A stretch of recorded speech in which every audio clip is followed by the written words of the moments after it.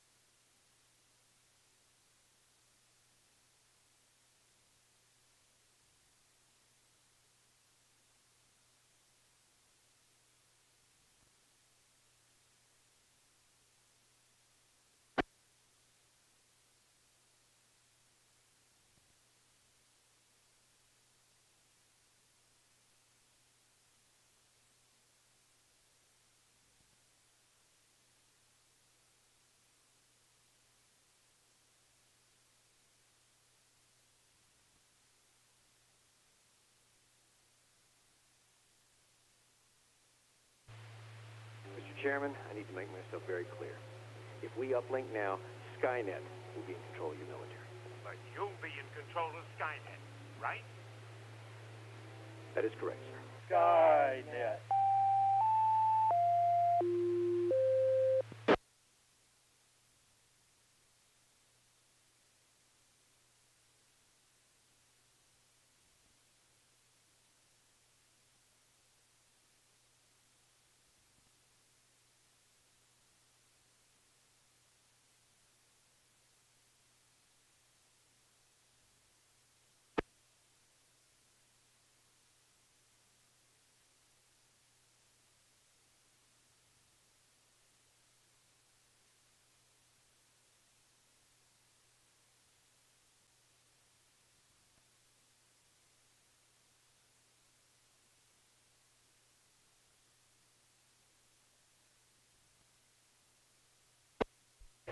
And does anyone need to use the repeater before we begin the 9 p.m. Skynet?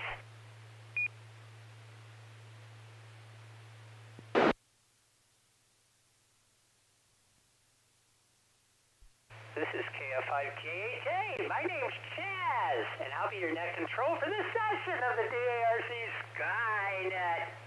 No, it's not Chaz. The punny guy was arrested this evening by the pun police because they didn't think he was very punny. So he won't be doing the net this evening, but I will. My name is Tom. I'm Kilo Echo 5 India Charlie X-Ray, and I'll be doing Skynet this evening. And maybe everything else. I'm not sure. We'll find out. Skynet is a weekly net called every Saturday night at 9 p.m. concerning the subject of astronomy. Our purposes are to help amateurs become more familiar with the nighttime and daytime sky, astronomy, and space in general. This net is open to all amateurs interested in this topic, and we encourage your participation, comments, and suggestions for this net. Stations with priority or emergency traffic may enter the net at any time by using the pro sign break, and your call sign. Please do this very enthusiastically. Is there any emergency or priority traffic? Please come now.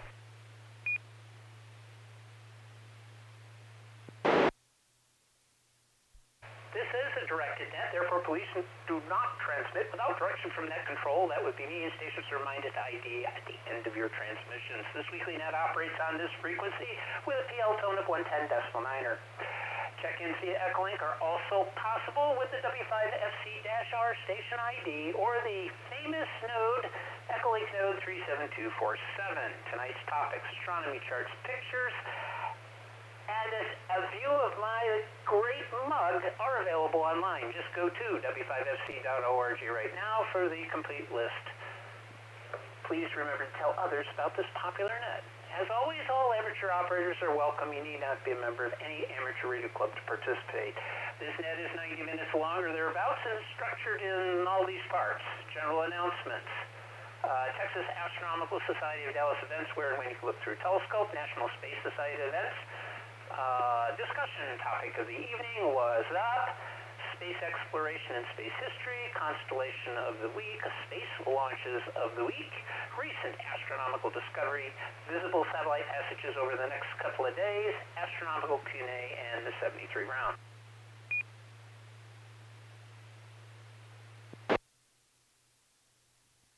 So let's go ahead and get started with low power and short time check-ins. If you are one of those, low power or short time, please come now with your call sign, name, where you're transmitting from. Let me know if you're low power or short time.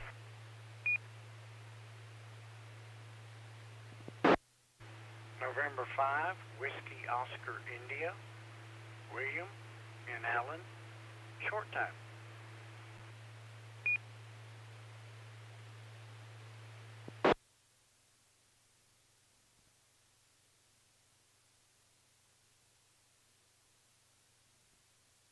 Kilo Golf 5, Oscar Foxtrot Victor, short time.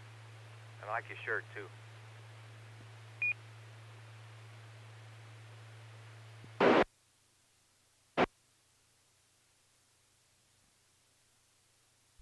All right, very good. I got N5. WOI, that's William and Alan. He's short time. I got KG5OFV. Victor, I think I got that right. Yes. He's also short time. Can you give me your name and location?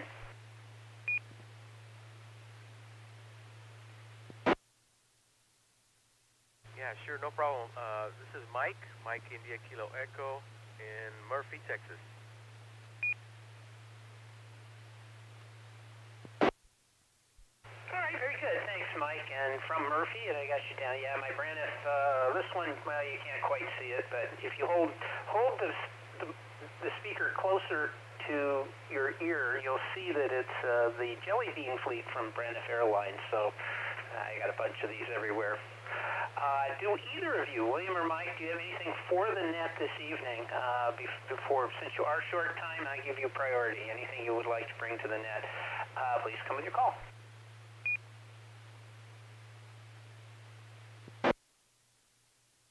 KG5OFB.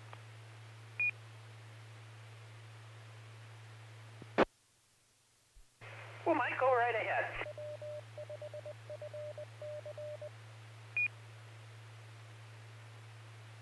I just wanted to say that it is Halloween tonight, in case you haven't noticed. And if you get a chance, go outside and look at the moon. It is simply gorgeous tonight. KG5OFE.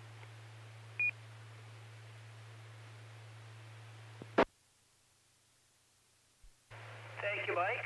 Both on the Halloween and then mentioning the moon. Yes, it is a blue moon this evening, and Chaz would be talking about that. But in my persona of Chaz, I'll be wearing my Chaz costume, and so that everybody can see it. The other thing is also, somebody else mentioned that it was a beautiful moon. I can't quite see it from my locale right now. There's a big tree in the way, but I will see it in a little bit. so I'm looking forward to it.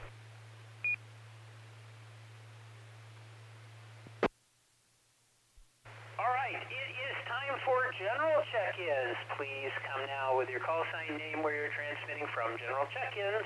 Anybody RF, go ahead. November 5, Bravo, Bravo. Bill and Irving.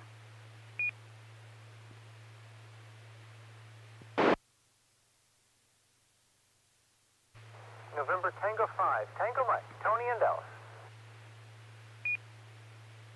Kilo India 5, Golf Romeo Hotel, Melissa and Dallas. Kilo Golf 5, Uniform, Kilo Uniform, David and Mesquite.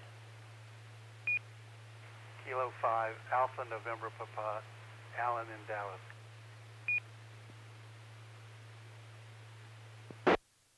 W5TXX, Jake Rowlett. Near Weather.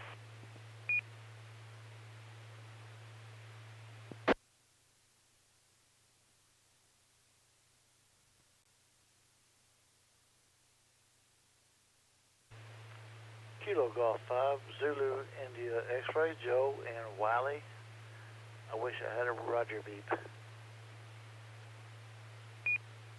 Whiskey Bravo 5, Oscar Zulu Lima, mobile.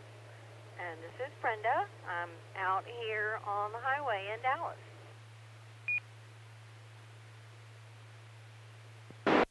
Kilo 5, this is Kilo Golf 5, Whiskey Victor Lima, James and Carrollton at home.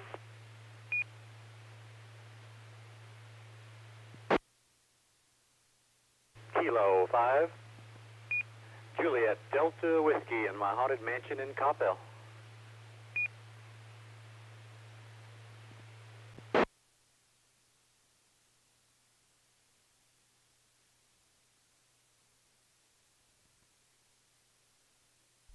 All right, very good. I got a bunch of check-ins on that. I've got N5BB, Bill and Irving, NT5TM, Tony and Dallas, KI5GRH, that's Melissa, Dallas, KG5UKU, that's Dave and Mesquite, K5ANP, Alan and Dallas, W5TXX, Jack and Roulette, KG5BZW, Jay near Weatherford, KG5ZIX, that's Joe and Wiley, WB5OZL, Miss Brenda, Mobile, K5JDW, John in his spooky mansion in Coppell, KG5W, Victor Lima, that's James in Carrollton. Additional check-ins, please come now.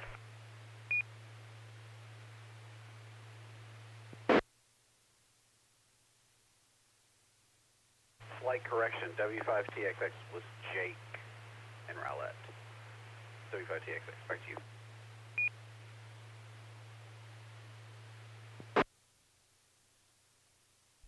November 5, Oscar Foxtrot, Clay and Mesquite. I should know your call. You've been on fairly regularly on various nets through the years, so I should have recognized you, but I got you in there. Okay, any additional check-ins, please come now with your call sign, name, where you're transmitting from.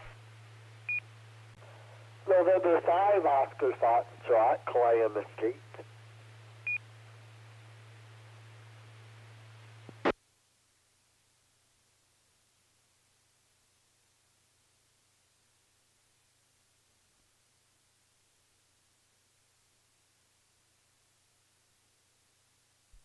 All right, picked up one more, N5OF, Clay and Mesquite. Most of the regulars have checked in, the usual suspects. Let me go over to Echolink. If you're on Echolink and you would like to check in by voice, please come now with your call sign, name, where you're transmitting from.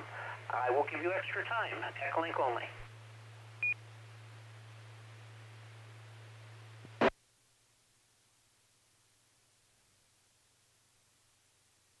Whiskey 0, Mike, Bravo, Charlie.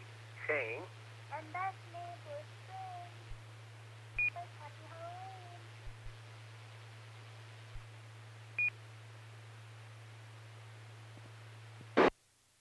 Halloween. 6, Kilo India 5, Bravo November Papa, Luis in Fort Worth.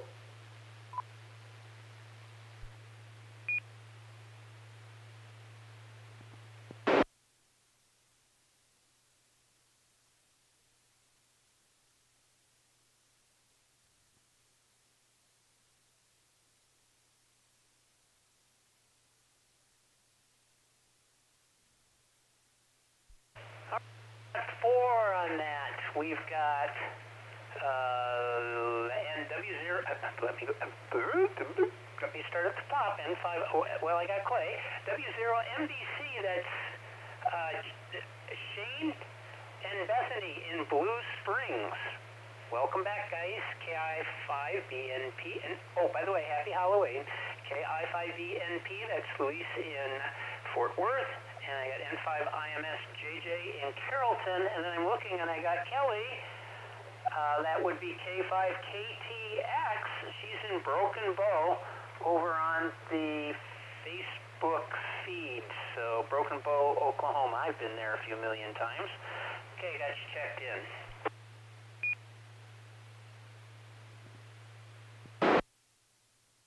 All right, let me go ahead and open it up to any. Oh, yeah, I got.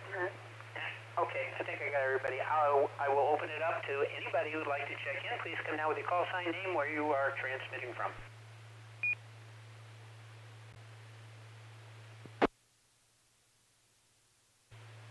This is Kilo Golf 5 Alpha Papa Lima Patrick and Dallas.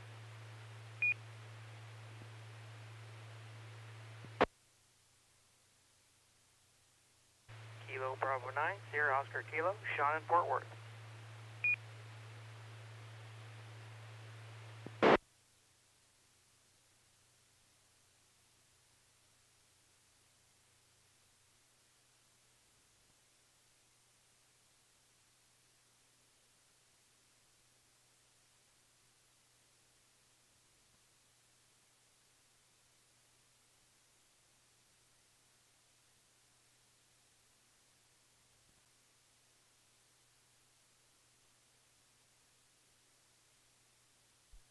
Hold on, I'm still writing stuff down. I'll be right back.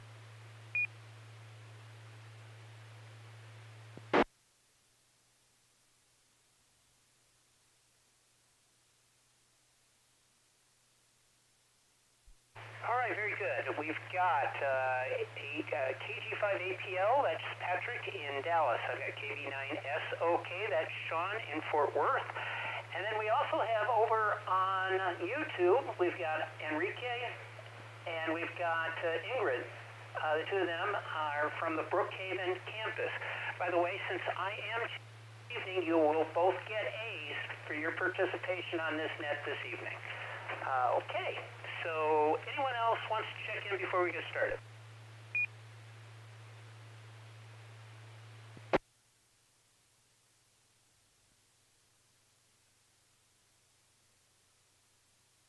All right, hearing none, let's go ahead and get started. Do we have any general announcements for this evening's net? This can be ham, astronomical space of general interest to licensed hams. Please come out.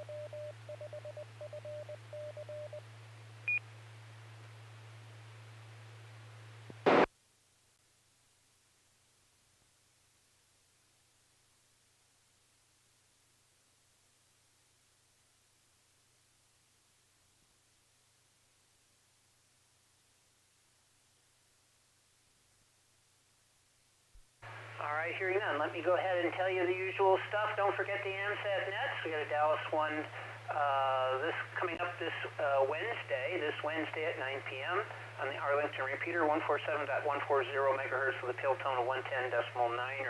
This is everything to do with amateur radio satellites. There's also another one that is on Echolink and can also be listened to. It's out of Houston on the amsatnet.com. Just look for the live audio link. That begins at 8 p.m. Every Tuesday evening.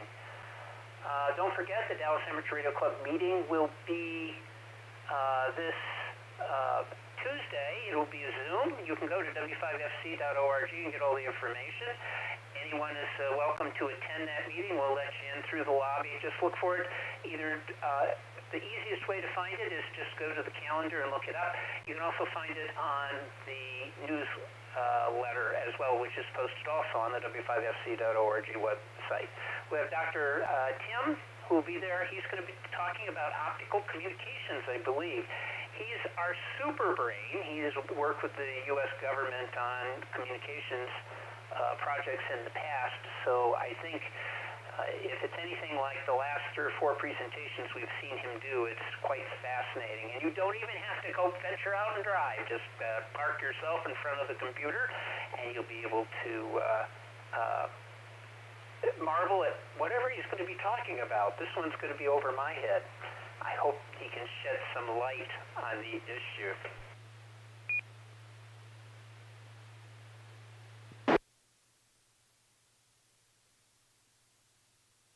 All right, don't forget, for those of you who don't know, most of you do, let me go ahead and bring this up. I got to do the TV show, and I got to do the audio part here, too. The Dallas Amateur Radio Club has tons and tons of nets. There's always something really fun. Ham Fixins is Mondays at 7 o'clock, right after the traffic net. That's the first week, Ham Fixins. Second week, MCOM 101. Third week, Ham Fixins. Fourth week, GeekNet. Fifth week is a surprise net. Sometimes there's a surprise net if there is a fifth Monday. Tuesdays is normally AMSET East on this repeater. Now just remember, of course, that won't happen this Tuesday because we have a meeting. So the board meeting, by the way, I forgot to mention for the meeting since I didn't write any of this down. Board meeting is at 6 o'clock. You're welcome to attend that. It's very exciting. We talk about all sorts of things. We're ordering new robes for next year, so you might want to listen in and find out what color they'll be. And then also at 7 o'clock is the general meeting, where we talk about in the first part all the cool stuff, like how much money we need or have gotten in donations and in renewals. By the way, renewals coming up for a lot of you. Keep that in mind for membership to keep the repeaters alive, and the club too. So should be fun. Tuesday nights are really interesting. Also, one other thing.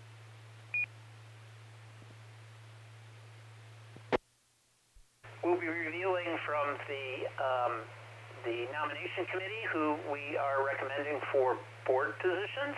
I don't have all the information here, but come on by if you would like to nominate yourself or somebody you know. You can. You just have to remember that anybody who is eligible for nomination has to be a member by November, having been a member for 1 year. That's the only requirement we have. So, and of course, paid in full on their membership, obviously. So those things come into play. So come on by. It should be very, very interesting.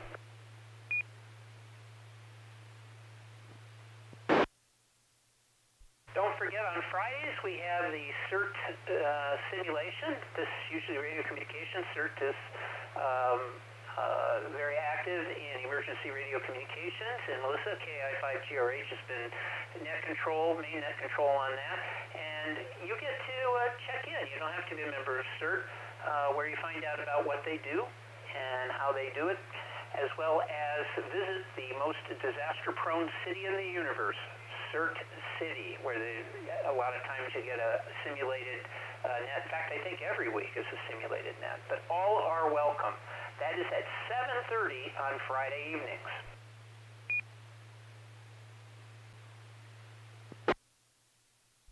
If you weren't part of it earlier today, or earlier this evening, TechNest from 7 to 8 o'clock, everything you want to know about amateur radio and question and answer periods. So come by for that from 7 to 8. Let's see. Daily. We have the lunch bunch at 12 noon, Monday through Friday. There's always a survey question, so eat with us. It's a semi-informal net. Everybody gets to check in and talk about just about anything they want. And then every day of the week, 365 days of the year at 6:30 is the ARRL National Traffic System Training Net. So come by for that. I think you'll enjoy it.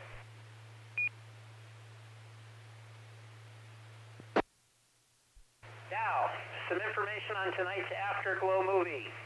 Everybody write this down. It's important. And I do have some important information following. The Martian spaceship slowed and began its entry into Earth's atmosphere. The aliens were keenly aware they were the first wave assault upon the Earth, and they slowly and surely drew their plans against us. The Martian commander thought, hey, I'd better write that down.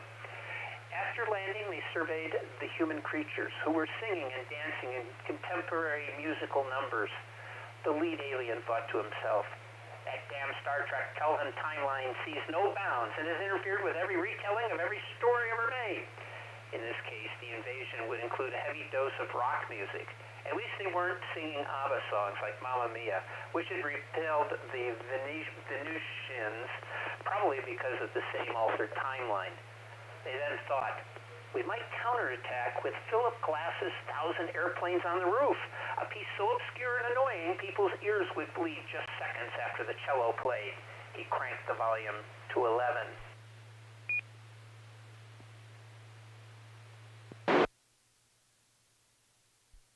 So join us for the most unusual live production of Jeff Wayne's musical version of the War of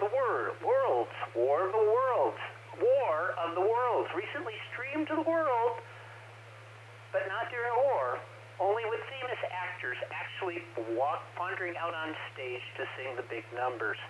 That's tonight at 10:30 p.m. Now, there was a link available, and then the link went away.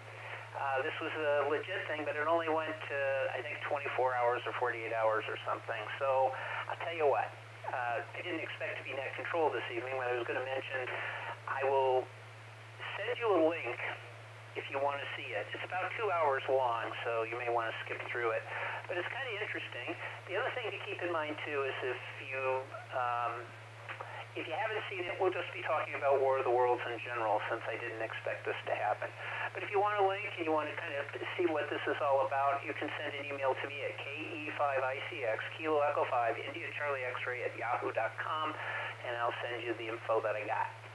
You can keep up with all the DARC events, nets, and activities by going to the club website, w5fc.org.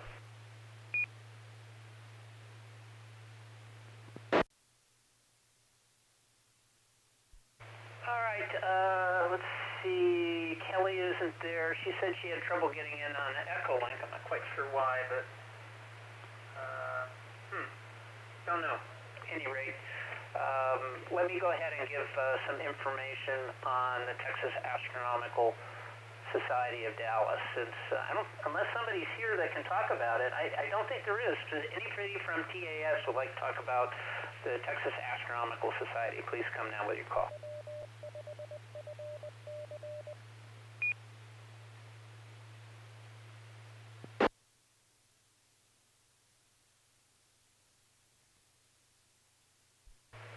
Suspected that. That's okay. Meetings are held on the fourth Friday of every month, except in December at the normally at the University of Texas at Dallas campus in Richardson. Of course, with the COVID thing, they've been doing this online. You can get an invitation to join their meeting by sending a request to the texasastro.org under information.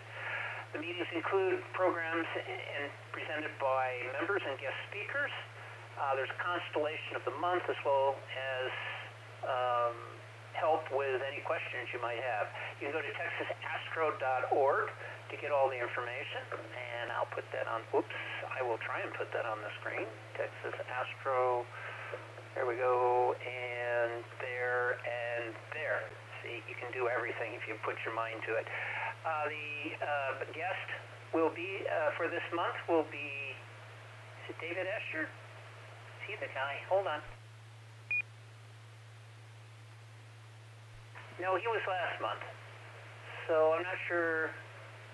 I think it's one of TAS's own that's going to be talking. I don't know who that is, but in any case, you can come by and join the meeting.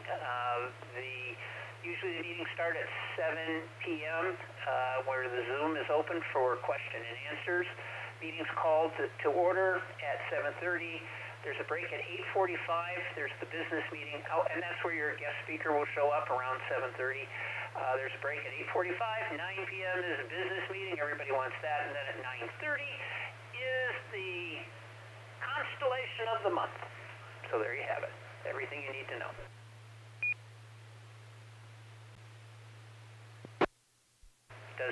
Does anyone have any questions or need any fills or have any comments? Please come now.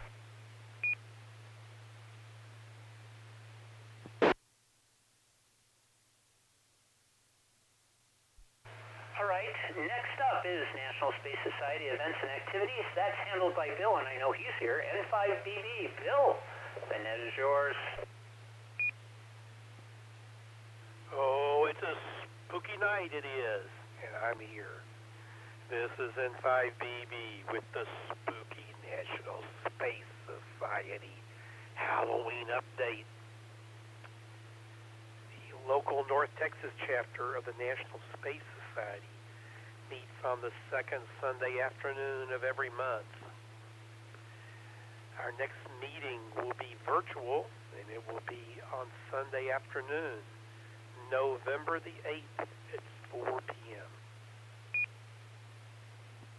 Our speaker will be Daniel Delago, who is a flight software engineer for SpaceX. Our December meeting is going to be the speaker that was originally going to appear at our October meeting, and that is Amy.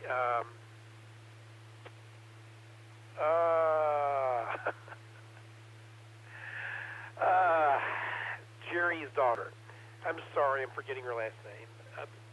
She is the head of spacesuit development in NASA JPL in Houston. Anyway, she will be presenting in December. But the November meeting, November the 8th, Sunday, will be the SpaceX software engineer. If you would like to be a guest to one of these meetings, you can send me an email at space@byram.net. It's SPACE@BYROM.net,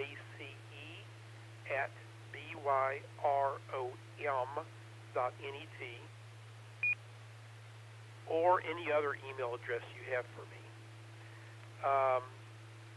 You can also join the National Space Society or the North Texas chapter. For information, send me an email at that email address, because I am the membership director of the North Texas chapter. We have no direct in-person events going on right now because of the pandemic. That's all I got, Tom, in 5BB on a spooky Thanksgiving night.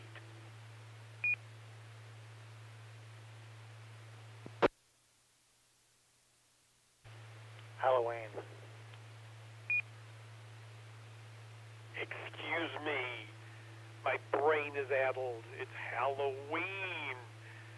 You know, because of COVID, Thanksgiving may be just like Halloween, with people going around and infecting people and everything.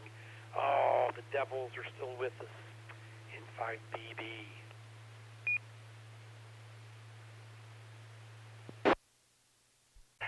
Oh my, yes, spooky Thanksgiving. Very good. Okay, let me see here. I have got additional check-ins. I've got Edenary from Brookhaven College. I got KG5OFV. That's Mike. He's out there somewhere. And did I get everybody? Yeah, I got everybody else there. So I got you guys checked in. Does anybody else want to check in? Please come now with your call sign name, where you're transmitting from.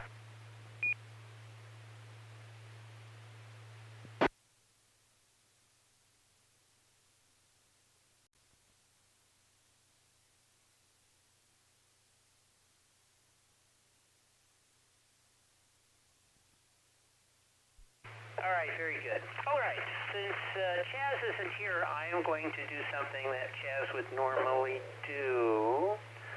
So here we go. I gotta find it here. Where is it? Did I lose it? I might have lost it. Hold on, I gotta bring it back up.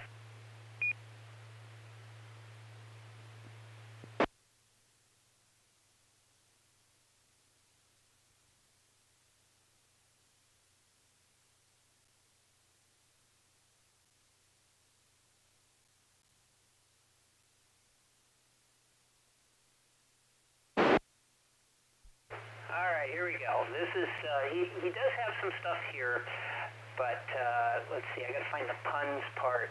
Somebody actually assembled space pun jokes. So I'm gonna give you a few of them until your ears start bleeding. Why do we have to keep the Earth clean?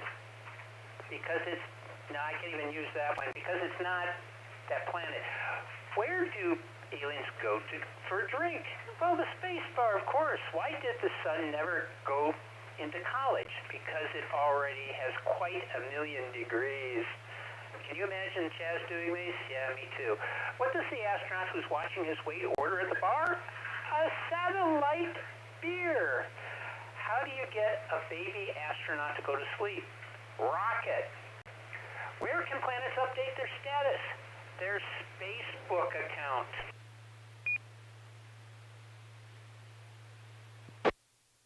How do you know when the moon's going broke? When it's down to its last quarter.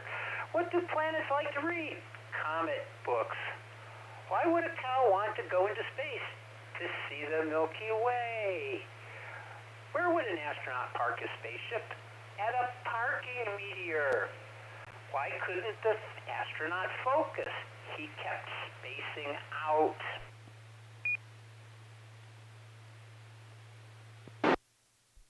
How do you know when the moon has had enough to eat? Bill, N5BV, what's the answer to that?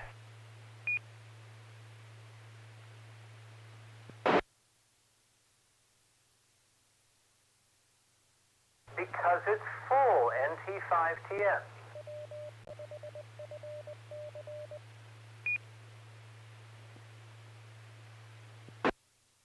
Very good, Tony. You did a very good bill on that one.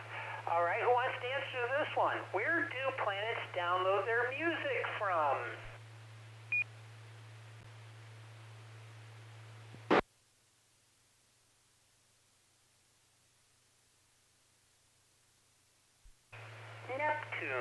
Neptunes. Why did the sun go to school? To get brighter. How does a man cut his hair on the moon? Eclipse it. Why did people not like the restaurant on the moon? Because there was no atmosphere. What do you call the lights on the lunar rover? Moonbeams.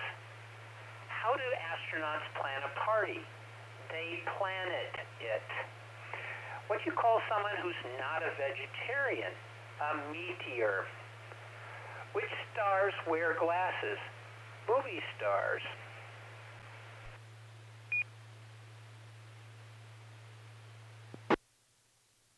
That's it, that's enough. And I'm going to send these to Chaz just so that he can torment his students like, let's see, Adamaris and Ariki and Ingrid, all you guys. I'm sending these to him. I can send them to you too if you'd like, and you can answer them before he has a chance to say anything.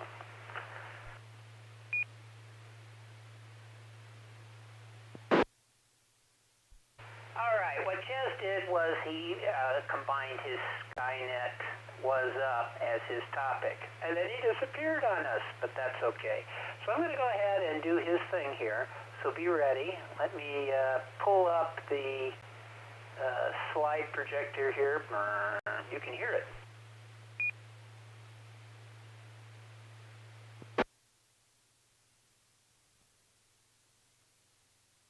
All right, everybody at Brookhaven, watch carefully. This is the slideshow he wants you to watch. This is Chaz, KFIJJ. My degree is in astrophysics, and I am the astrophysics lab manager at Dallas College on the Brookhaven campus. We call this segment of Skynet What's Up?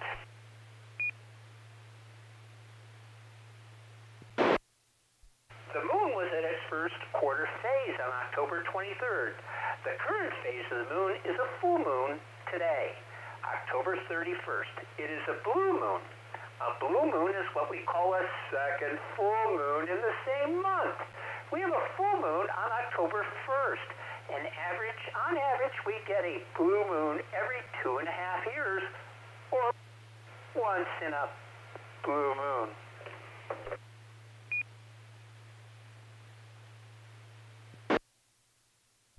But why call it a blue moon? There are several explanations, but the one I'd like like to talk about involves the rods and cones in your eyes. Cones are receptors in the retina at the back of your eye. Cones see color, but only if the light is bright enough. Rods are receptors in the retina at the back of your eye to allow you to see different lighting conditions. Rods only see in shades of gray.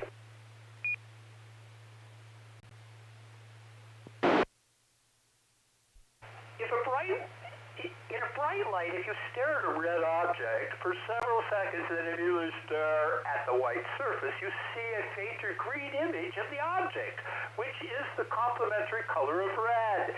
This negative after image works with other colors. So for blue, you can see orange, which is complementary colors, and yellow and violet are complementary. Why this happens, we really don't know, but it might have something to do with fatigue of the cone receptors, seeing the same color for a long time. And interestingly, the American flag is a green, black, and orange flag that if you stare at it for 30 seconds, then look at the white background, it'll appear as red, white, and blue.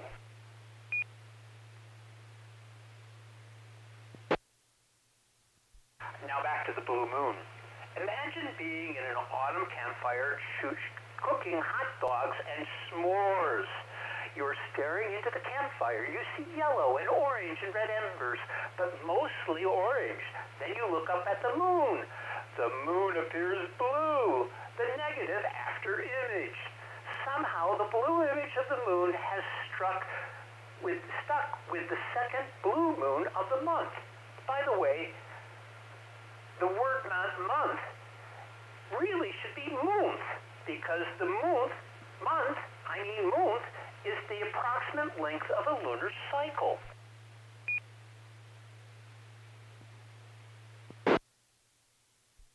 The last blue moon we had was on March 31st, 2018.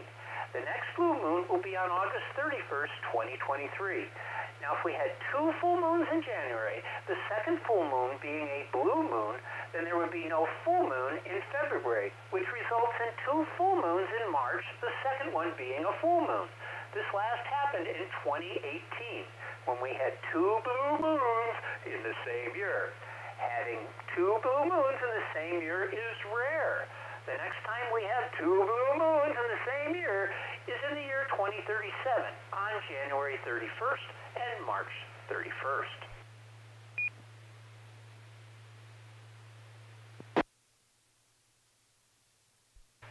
A few evenings ago, on October 28th, you could see Mars and Moon in conjunction.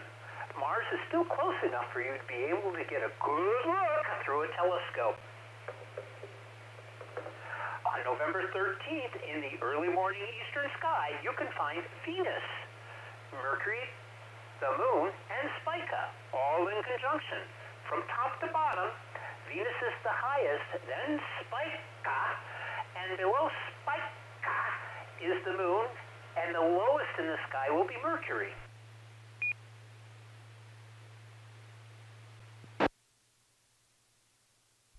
On November 18th and 19th, the Moon will be in conjunction with Saturn and Jupiter. Remember that Jupiter and Mars are getting closer and closer to each other, and that on the evenings of December 20th and 21st will appear in the evening sky to the unaided eye as a single object. In telescopes with low magnification, Jupiter and Saturn will be visible in the same field at the same time.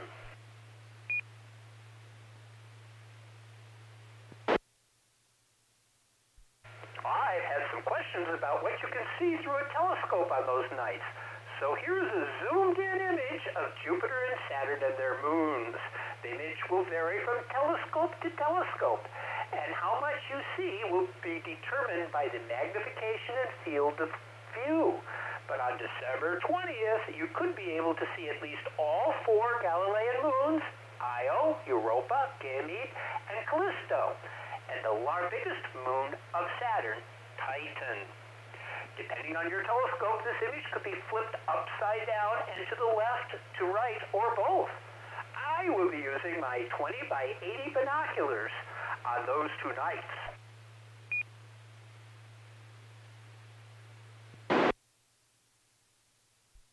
On November 25th, you can observe another conjunction of Mars and the Moon.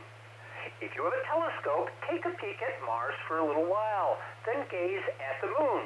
Using a moon map, start trying to find a few of those prominent features on the Moon. If you find... I'm not sure what this word is. If you find and memorize the mountain chain, crater, and mare each month, then in a year, the Moon will be just as familiar to you as your neighborhood. I don't know, I never walk in my neighborhood.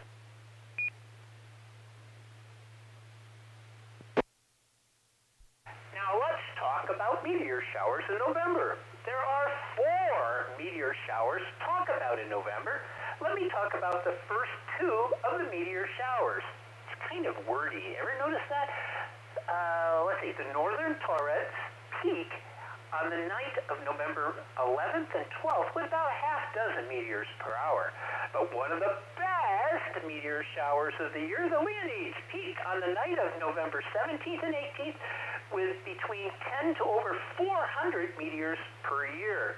We've seen high unexpected meteor counts over the last 20 years at times, so watching this meteor shower away from city lights is a must. I always suggest camping at the Texas State Park to watch the meteors. For details about meteors and meteor showers, visit the Amateur American Meteor Society, which is amsmeteors.org, or the International Meteor Organization, which is www.imo.net.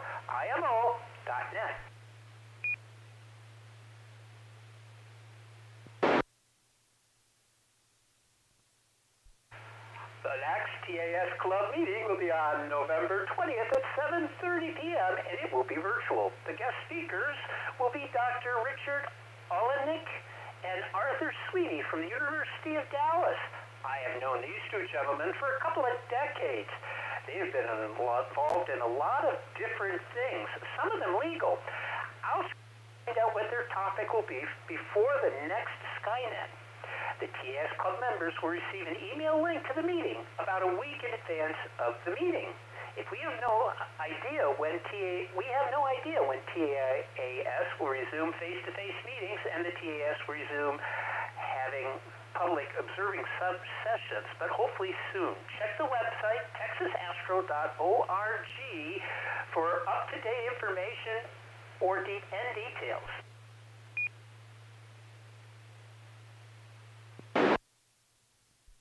Now, do any of you out there at Radioland have any questions or need a fill on any of the information, or you just have a general astronomy question?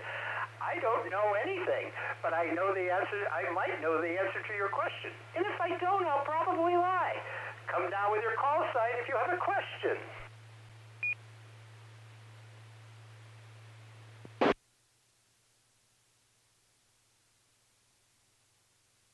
Kilo Golf 5, I'd like to have some information. Kilo Golf 5, Zulu India X-ray. I'd like some information about listening to the ISS on 2 meter.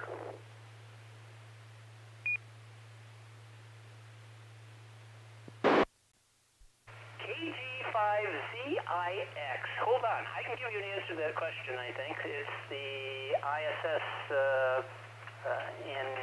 Hold on. Yeah, it's Kilo Golf 5, Zulu India X-ray. In Wiley. Yeah, I wrote it down and I looked at Mike's check-in over here. That was my fault. Hold on. There is information on this. You can go to ariss.org and you can contact the ISS there. They give all the frequencies for uplink and downlink. The thing is that they do change modes from time to time, so you may want to go to amsat.net.org or amsat.org as well to get the information. They have voice uplink 144.49. Let's see, that's in the United States regions 2. There is another voice uplink 14520 for Europe, Russia, and Africa. There's actually 2 stations on the International Space Station. There's also VHF packet uplink and downlink on 145.825, and UHF packet uplink and downlink on 437.550. The repeater links are, are you ready for this? This is probably what you really want. Repeater uplink is 145.99 megahertz with a PL tone of 67 hertz, and then the repeater downlink is UHF 437.80.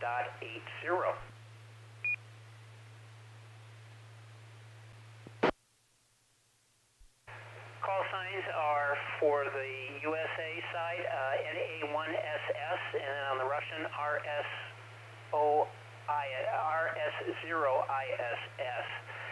And again, this information is available. You can go to ariss.org. Contact the ISS with a hyphen in between those three words, .html will give you the information there. Now, the thing about it is I'm never sure if this is updated as quickly as it should be, so you may also want to go to amsat.com to get, amsat.org, get additional information on it. Did that answer your question? Yes, sir. Thank you very much. I assume I need to listen to the downlink side, which would be 437.80. And my recollection on looking at the internet, the space station will not be over my head until, well, the next about 4 days will be like 6 a.m. and I won't be up for that. So I guess I'll need to just watch the rotation part till it's over hit when I'm awake.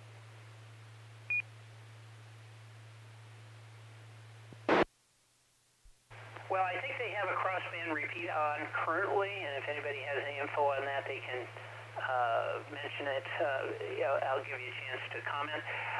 One of the easiest ways to get familiar with this is, and I cover this a little later on in the net, is satellite passages, which includes the International Space Station. If you can get a visible view of the space station going over, which you can during early to mid-evening and early morning, typically, where you can see the reflection of the station at night in darkness. Just take your handy-talkie. You can even use a rubber duck, and you can actually get a very good copy on the station on the downlink. You just hold it so that the antenna, the length of the antenna is pointed towards the station, and you will be amazed at how good the signal is, even on a rubber ducky. So if you got a handy-talkie, if you use an arrow repeater, or a Yagi of some sort that you've built, which you can do very inexpensively, you can also do it and set up something for 440 for the 2 meter and 440 both, and just do them in a cross pattern, and you'll be able to actually do some transmitting. It doesn't take a lot of power, hardly any at all.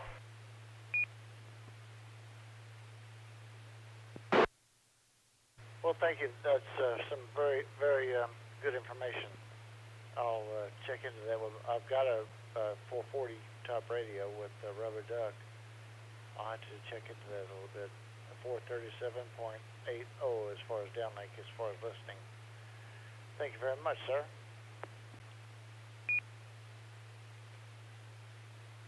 All right, well, very good. I hope you have some fun with it. I'm sure, Joe, that you will enjoy it. When you try this and you realize that first off, on the downlink you're able to receive it, and then you find people from like 5 different states that you're listening to on a handy-talkie coming from the International Space Station. That alone is pretty cool stuff. You'll probably get hooked pretty easily. All right. Does anyone else have any questions or any comments? Please come out.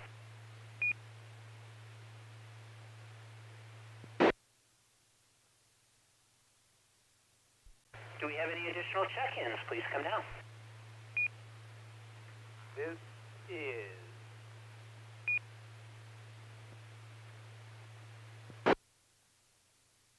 Whiskey Bravo number 4, Mike Foxtrot, India, WV4MFI, Ted, Dallas, low power.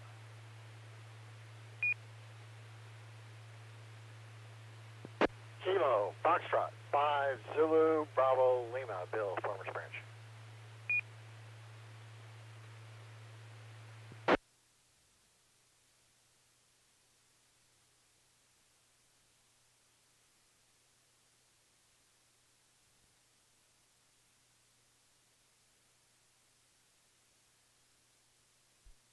All right, we have WB4MFI, that's Ted in Dallas, low power. Welcome back, Ted. KF5ZBL, Mr. Bill Arprez in Farmers Branch. Welcome back.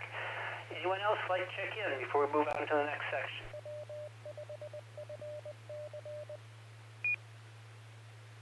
So Golf 5, Foxtrot Papa November. This is Guy from Arlington, low power.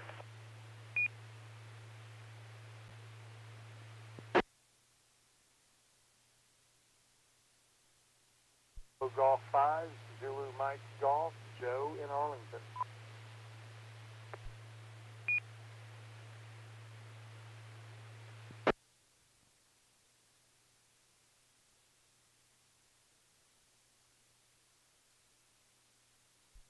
All right, very good. Got two more on that. I got KG5FPN. That's Guy. Guy, did you say you were in Arlington? I had a brain lock there for a minute.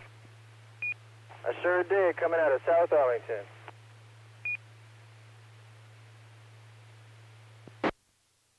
All right, excellent. You got a good signal, too. I've got KG5ZMG. That's Joe over in Arlington. I have you also checked in. All right, we will move on to the next section here. This will be Miss Brenda, WB5OZL. She's going to tell us about space exploration and space history for this week. So, Brenda, the net is yours.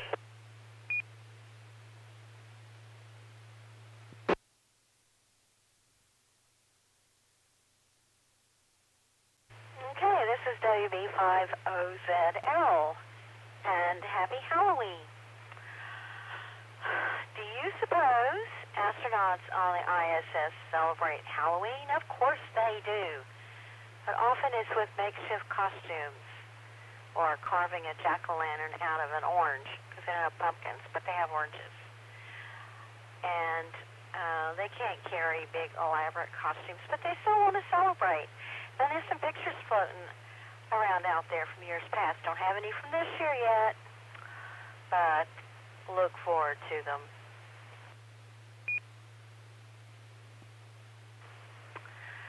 NASA's Juno spacecraft has been in orbit around Jupiter since 2016. One of its instruments is the ultraviolet spectrograph, UVS, which is primarily used to make ultraviolet images of Jupiter's auroras. During the first 4 years of the mission, the UVS instrument has observed 11 transient bright flashes. These flashes look similar to lightning, but are located much higher in the atmosphere than the cloudy regions of Jupiter where lightning is generated. In a paper published in the Journal of Geophysical Research, Planets, researchers suggest that these are observations of transient luminous events in the gas giant's upper atmosphere. In particular, they suggest that these events are elves, sprites, or sprite halos. Of course, it's Halloween, so that's appropriate. 3 types of transient luminous events that produce spectacular flashes of light very high in the Earth's atmosphere in response to lightning strikes between clouds or between clouds and the ground.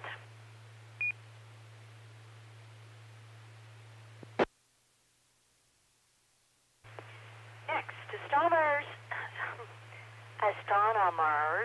using the Space Telescope Imaging Spectrograph on the NASA ESA Hubble Space Telescope have observed the main belt asteroid, Psyche. The target object of NASA's Discovery mission, Psyche, at ultraviolet wavelengths, and found that the UV spectrum of the asteroid is best matched with the reflectance spectrum of pure iron. However, small grains of iron may dominate the spectrum, even if this metal only comprises up to 10% of the material on the surface. And I hope you can see that. That is a strange-looking thing.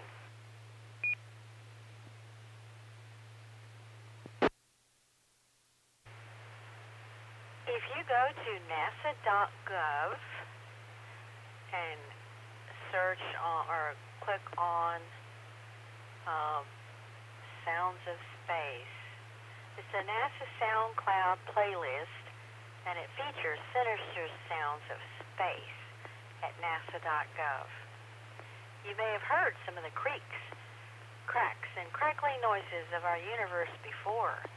Using data from our spacecraft, we've gathered a new collection of sinister sounds from the depths of space in time for Halloween.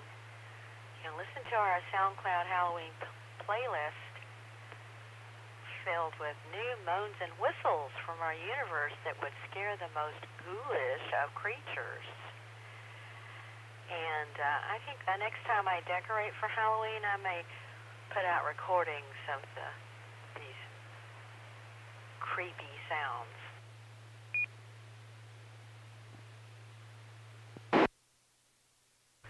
Birthdays.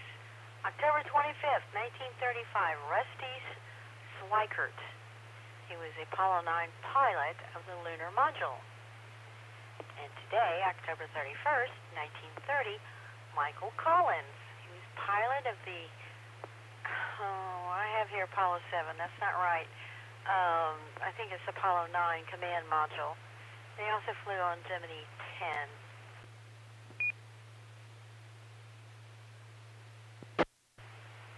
October 29th, 1656, Edmund Halley.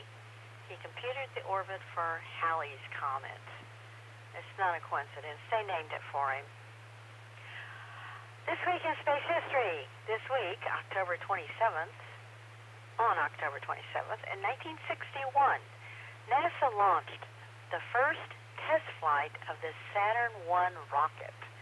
The uncrewed suborbital flight carried a dummy upper stage filled with water to an altitude of 84.8 miles. The flight accomplished its objective of verifying the aerodynamical and structural design of the Saturn I booster. The rocket stood 162 feet tall, weighing 460 tons, and employed 8 H-1 engines. Today, Marshall is playing a vital role in the Artemis program by developing the Space Launch System, the backbone of NASA's exploration plans, and the only rocket capable of sending humans to the Moon and Mars.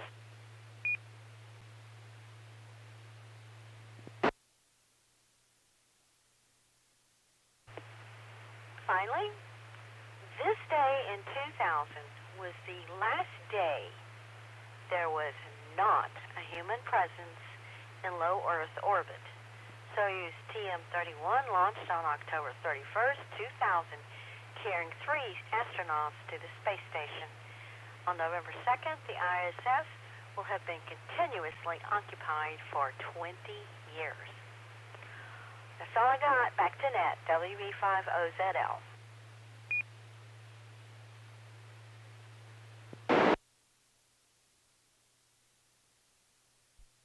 Thank you, Miss Brenda. And Michael Collins was the command module pilot for Apollo 11. That's the one where they faked the moon landing. Just thought I'd mention that to you.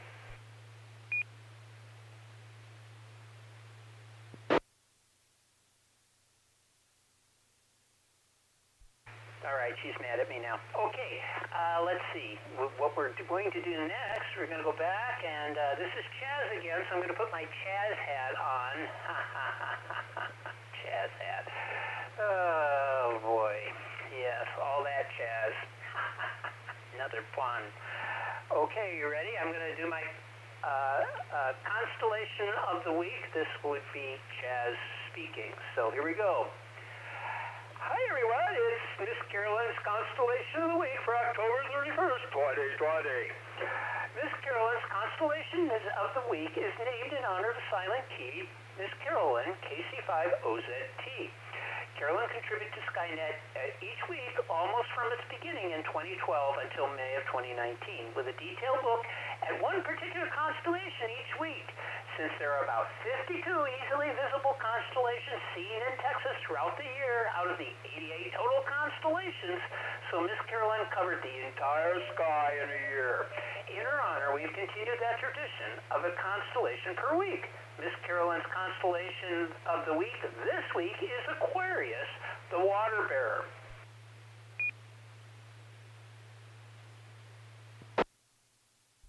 The constellation Aquarius resides in a part of the sky that is sometimes referred to as the sea, because the constellations here are water-related.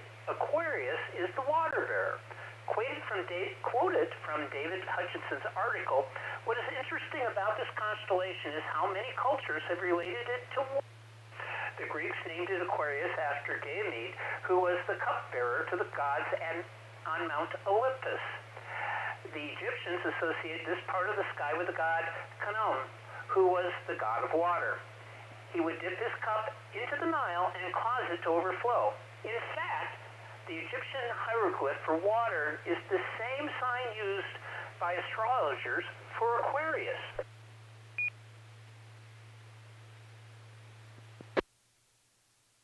Zeta Aquarii consists of two type F2 supergiants of nearly equal brightness. So in a telescope, it looks like two nearly identical stars in a binary pair, although its duplicitous nature has been known since about 1777. Zeta was first recognized as a true binary star by William Herschel in 1804, based on observations he made of it starting in 1779. Burnham's Celestial Handbook lists Zeta as about 75 light-years distance. It also cites research by Dr. K. Strand that shows a third unseen component of the system, which appears to be orbiting the B component and is believed to be a red dwarf star.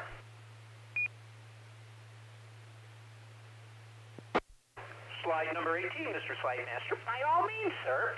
M2 is a globular cluster. It is an easy object for binoculars and small telescopes and looks like a little ball of glowing mist. In a telescope, according to Robert Burnham Jr., the late that's what he says, Robert Burnham says about it looking like a little ball of glowing mist. The late TAS member Robert Rasch called M2 a fine object in an almost void region of the sky. Rick wrote the COTM articles in the TAS Spectrum from 1991 to 2005. Though M2 is easy to see once you found it, Stephen O'Meara notes that it could be somewhat hard to find without setting circles or go-to because it lies in a sparse region of the sky with no easy guide stars. O'Meara also notes that M2 is interesting to watch over a 2-week period because it contains a prominent variable star that alters the cluster's appearance. The star varies from magnitude of 12.5 to 14 over about 11 days. The star is located in the eastern edge of the cluster, just slightly north of center.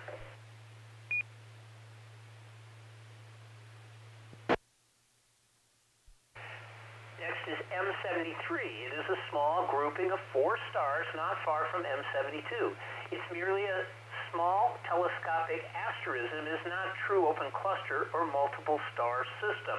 This was proven by research conducted in 2000 and 2001 using spectral data giving radial velocity measurements as well as the proper motion data from the Tycho 2 catalog.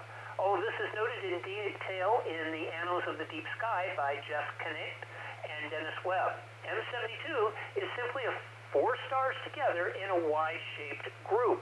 Messier believed them to be surrounded by nebulosity, but this has been proven to be an illusion, as many small groups of 2 or more stars look fuzzy in small telescopes. Regarding M73, Rick Rasch wrote, with the possible exception of M40, a bland double star, this is probably the most disappointing Messier object. Wow.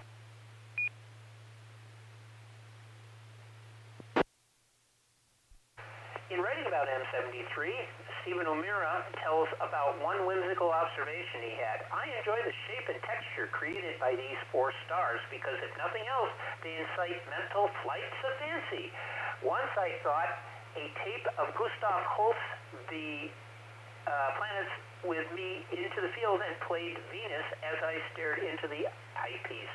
The Y-shaped asterism, which was aligned east to west, suddenly transformed into a Flash Gordon-type rocket ship sailing through interstellar space. Because the stars gradually fade to the west, the ship can be seen obliquely from behind. The two bright stars of the Y are the burning rockets. It's a stretch, granted, but for this object in particular, a little flash is just what's needed.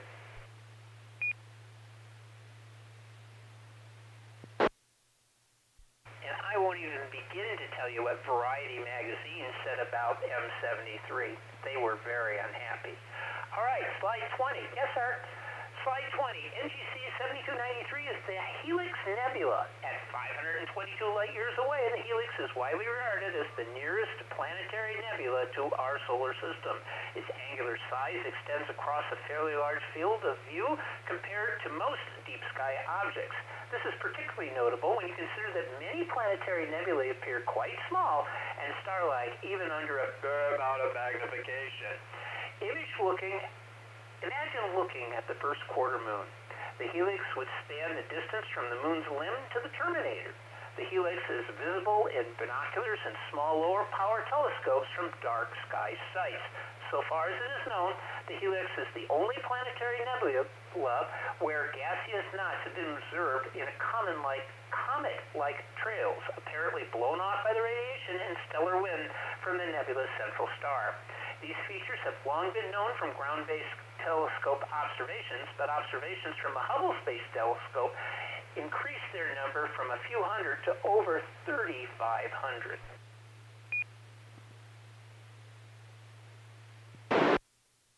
Slide 21. Yes, sir. NGC 7009 is a Saturn nebula, which is very close to M72 and M73. Despite this and the fact that there is a fairly large and bright planetary nebula, it was overlooked by Messier and instead was discovered by William Herschel in 1782. Lord Rosse named it the Saturn Nebula in 1850 from a ring-like extensions on either side which resemble the rings of the planet Saturn when nearly seen edge-on. Unlike the helix, which requires dark skies to see well, the Saturn Nebula is fairly bright and can be observed from city skies, which earns its place in the Urban Club. It shows up well in an 8 to 10 inch or larger telescope. Burnham's Celestial Handbook notes that the ring extensions, or ANSE, may be glimpsed in inch telescope under dark skies. The Astronomical League Observing Guide, the Herschel Objects, describes the Saturn Nebula as having a blue tint, shows some elongation, large and opaque, in an 8-inch Starliner Newtonian telescope at 96 power. It is recommended you also have the racing stripe on that particular telescope.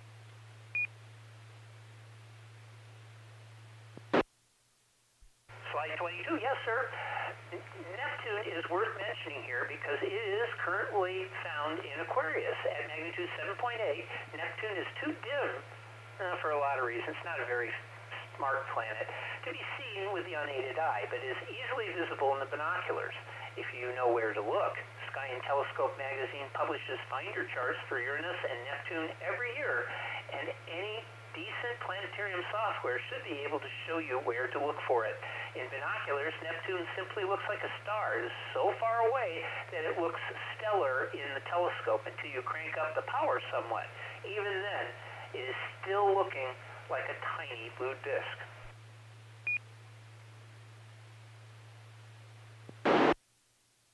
My call sign is, well, it's KE5ICX, and this is Skynet. Slide 23. Yes, sir.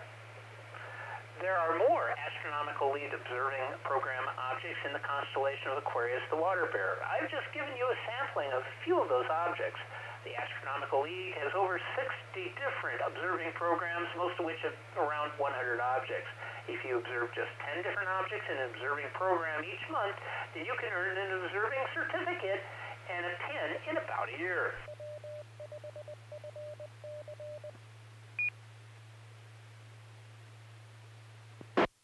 And that is Miss Carolyn's Constellation of the Week, Aquarius, the water bearer. I want to thank my friends David Hutchinson and Dennis Harwell for their research and words on the deep sky objects that I've used tonight.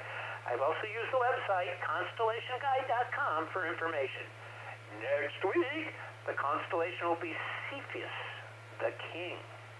And this is Tom, KE5ICX, and I'm doing everything tonight. Well, mostly everything. Not everything, but mostly everything.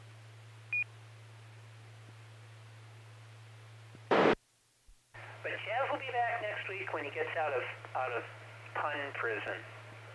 I bet you there's no punning there. There's nothing pun to do there. I get it right. Okay, next up. Oh, look, it's me. We get to talk about space launches for the week. Now, I decided to go ahead and add a couple of things here and just talk about what did happen this week. Because I always tell you what's going to happen and then they disappear.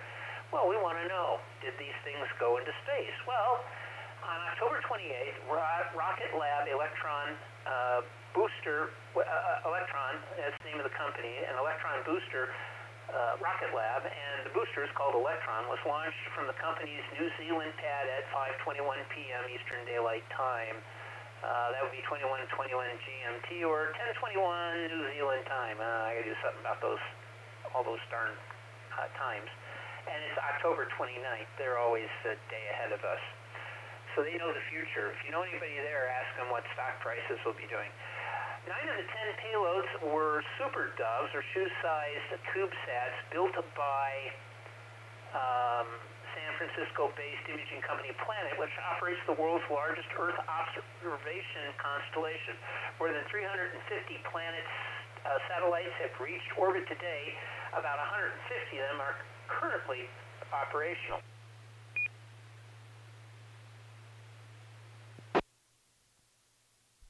California-based rocket builder SpaceX successfully launched its latest fleet of Starlink internet satellites into orbit on October 24th, 1 week ago, marking the second such mission that week. A previously flown two-stage Falcon 9 rocket blasted off from Space Launch Complex 40 at Cape Canaveral Air Force Station at 11:31 Eastern Daylight Time, carrying 60 new Starlink satellites for SpaceX's ever-expanding mega constellation. Following an on-time liftoff, the company capped the mission with a successful rocket landing at sea. Approximately 9 minutes after liftoff, the Falcon 9 booster first stage returned to Earth, landing on one of SpaceX drone ships in the Atlantic Ocean. The massive ship, just read the instructions, is one of 2 booster catchers in the company's fleet of recovery vessels.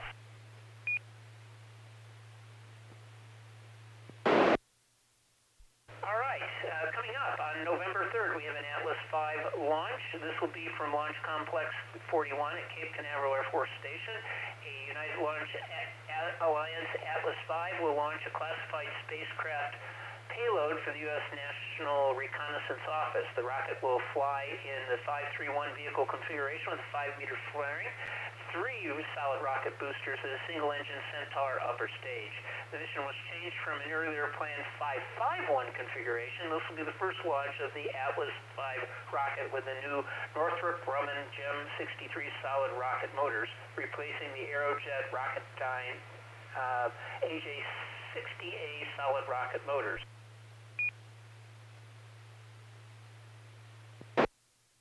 On November 4th, it's planned the Falcon 9 GPS-3 mission from Launch Complex 40 at Cape Canaveral. The SpaceX Falcon 9 rocket will launch the Air Force 4th third-generation navigation system for the GPS, or Global Positioning System. The satellite is built by Lockheed Martin, and it was delayed from October and December. Actually, it's been moved forward most of the year. Wow.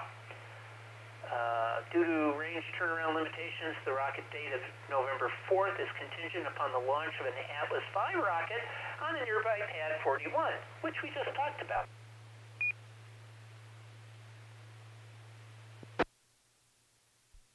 We have on November 6th, we have a flight from India at the Satish Dhawan Space Center in Sriharikota, India. India's Polar Satellite Launch Vehicle, or PSLV, designated PSLV C-49 will launch the RESAT-2BR-2 radar Earth observation satellite from the Indian Space Research Organization. The PSLV will launch from 4 CLEOS Scouting Mission Radio Surveillance nanosatellites for the CLEOS Space, a Luxembourg company, and multiple Lemur CubeSats for Spiro Global. This mission will likely use the core-alone version of the PSLV with no strap-on solid rocket booster.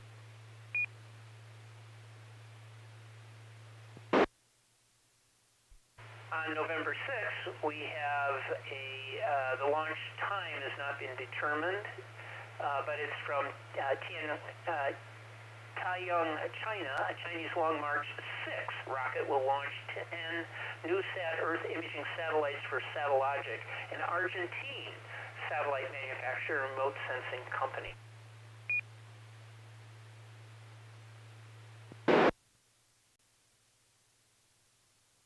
All right, I'll give one more, and this is the last one I have listed here.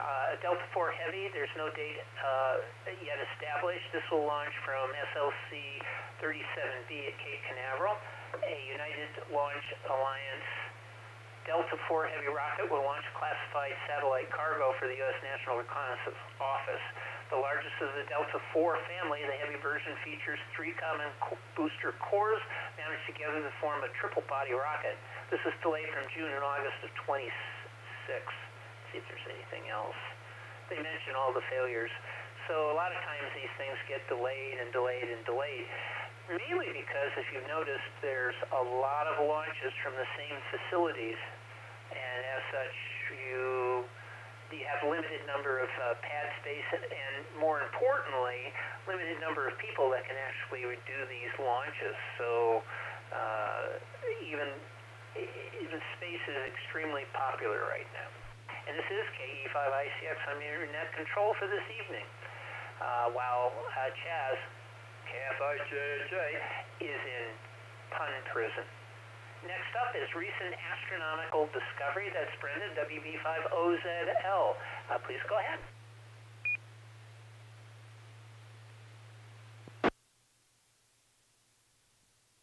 Okie dokie.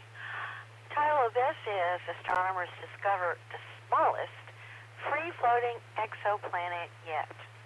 Astronomers from the OGLE, that's Optical Gravitational Lensing Experiment, OGLE, project have discovered a Mars to Earth mass free-floating or rogue planet through a technique called gravitational lensing. Microlensing, excuse me.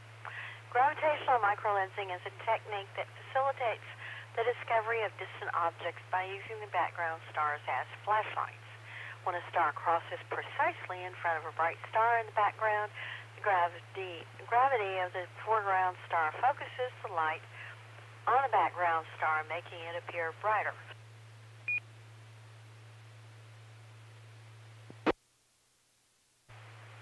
An exoplanet orbiting the foreground object may cause an additional blip in the star's brightness. This technique has found the most distant known planets from Earth and can detect free-floating or wide-orbit planetary objects. If a massive object, a star or planet, passes between an Earth-based observer and a distant source star, its gravity may deflect and focus light from the source, said lead author Dr. Prismic Moraes, a postdoctoral researcher at Caltech. An observer will measure a short brightening of the source star. Chances of observing microlensing are extremely slim because 3 objects, source, lens, and observer, must be nearly perfectly aligned, he added. If we observed only one source star, we would have to wait almost 1 million years to see the source being microlensed. The newly detected microlensing event, designated 2016 BLG 1928, lasted only 41.5 minutes. Duration of microlensing events depends on the mass of the lensing object. The less massive the lens, the shorter the microlensing event, the astronomers explained. Most of the observed events, which typically last several days, are caused by stars. Microlensing events attributed to free-floating planets have time scales of barely a few hours. By measuring the duration of a microlensing event and shape of its light curve, we can estimate the mass of the lensing object. Ogle 2016 BLG 1928 is the shortest timescale microlensing event ever found.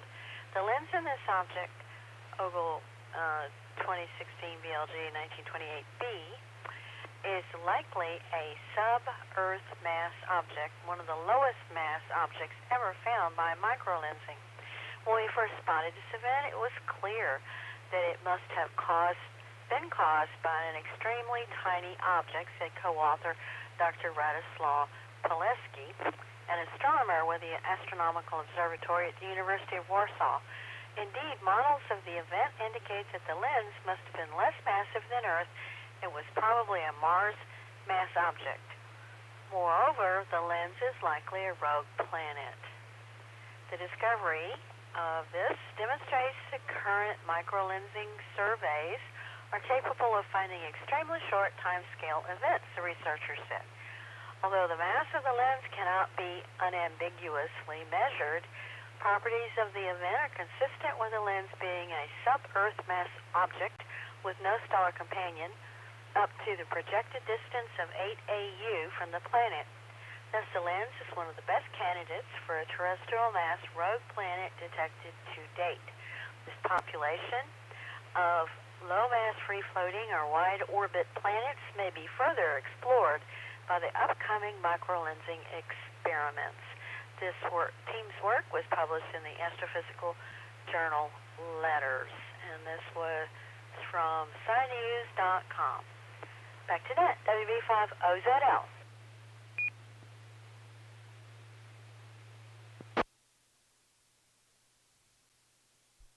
All right, thank you, Brenda, and very, very interesting. Okay, well, I'm going to make this the last part. I mentioned that we'd have something about visible satellite passages, including the International Space Station. There's only one problem. I don't have any passes for the International Space Station to talk about, but don't worry, they'll be back in the next few days. Let me go ahead and give you what I do have, though. We do have the X-37B. Chaz last week made an interesting comment, and he did it over on the Echolink, and I have taken it to heart. For years, I've given you information on the North Korean satellite that was launched, I don't know, about 6 years ago, and of course it's inert, but it's still in orbit. And I have put that down and given you information on it. It is a 6 to 8 magnitude, and as such, it's nearly impossible to see, even though it's going over us because of sky pollution. So I kind of dropped it out of there. It's somewhat reliable as far as an object, but you need to be in really dark skies to be able to see it. So I've just dropped that out of the rotation. But things at 3 magnitude and above are usually pretty good, and that's what I'm going to focus on. The X-37B, finally, this is the winged unmanned U.S. Space Force vehicle, the only winged one that lands at Kennedy Space Center. When it does return, it's usually on 2- and 3-year missions. It has actually a couple of days that are good to view it. November 1st, 3.8 magnitude, 0.8 magnitude. Let me do the second orbit. 0.8 magnitude at 6:04 a.m. out of the west-southwest, reaches its highest point at 6:07 a.m., and then falls to the northeast at 6:10. November 2nd, the following day, it's a 1.0 magnitude. At 5:09 a.m., it'll reach its highest point at 5:09, which means it's coming out of shadow, so it'll appear at 63 degrees, just pop into existence, and it will fall at 5:11 to the east-northeast.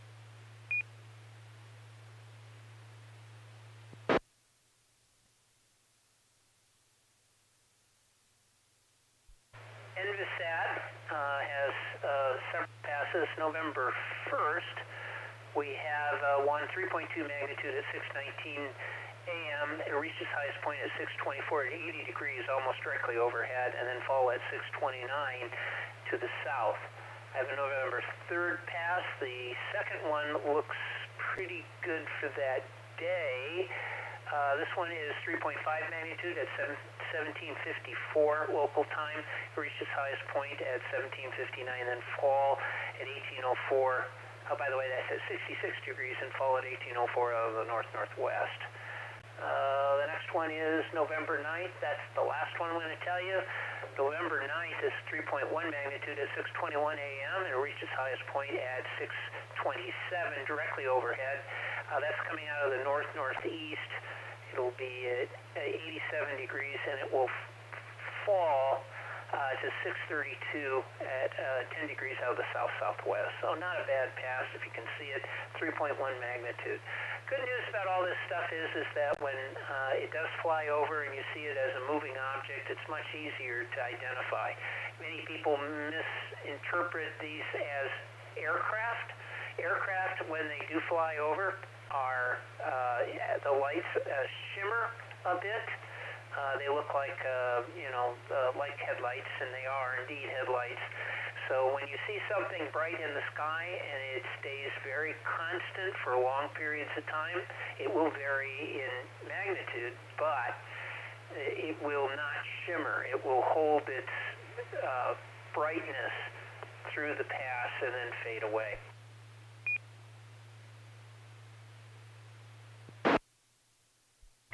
I get this information from heavens-above, heavens with a hyphen, above, heavensabove.com. You can go ahead and plug in your longitude and latitude, get this information. And as was mentioned earlier by, I think it was Joe, if you're interested in trying out your radio skills with this, find a visible pass to the International Space Station, pull your handy-talkie out. Now, if the downlink is UHF, meaning it's on the 440 band, you're probably going to have to move your selector up and down a little bit to hear the signal.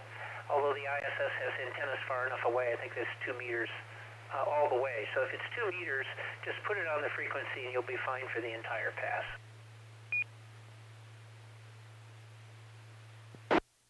This is KE5ICX and I'm your net control for this evening.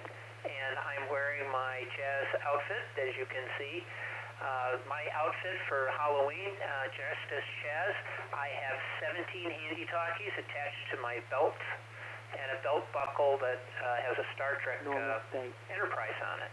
You will also note that I have a maniacal look, and I kind of had to shave my head a little bit to get the exact look for Chaz, but I think I did pretty well overall. I've handled it, and I do have his voice down pretty well. Yeah. Okay, I'm going to take final check-ins. Anybody else want to join us this evening? Here's your last chance till the next net. Please come now with your call sign, name, where you're transmitting from. And if you have any questions, just say your recheck. Tom, what did you do to lower your height? This is IN5BB.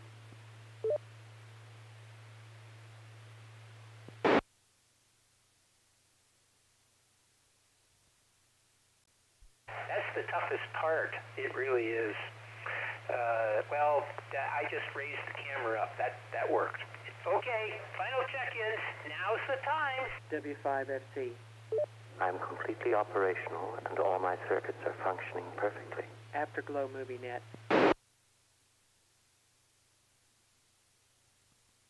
KK5XX, recheck.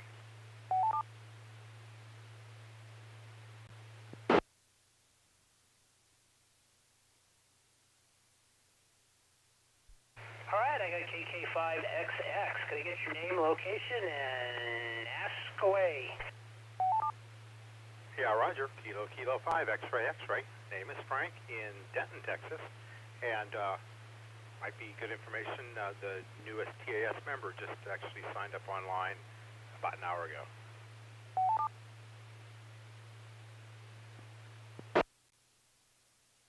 Well, that's great, Frank. I hope they did it because they were watching the videos or they were listening to the radio. When we started this a number of years ago, 2012, I guess, there was a massive cross-pollination, if you will, from astronomy and radio. There's a close association between those two because we're intensely interested in that sort of thing. So I appreciate that. I'm glad that you you or someone actually signed up. That's fantastic. All right. Anyone else wants to check in? Please come down.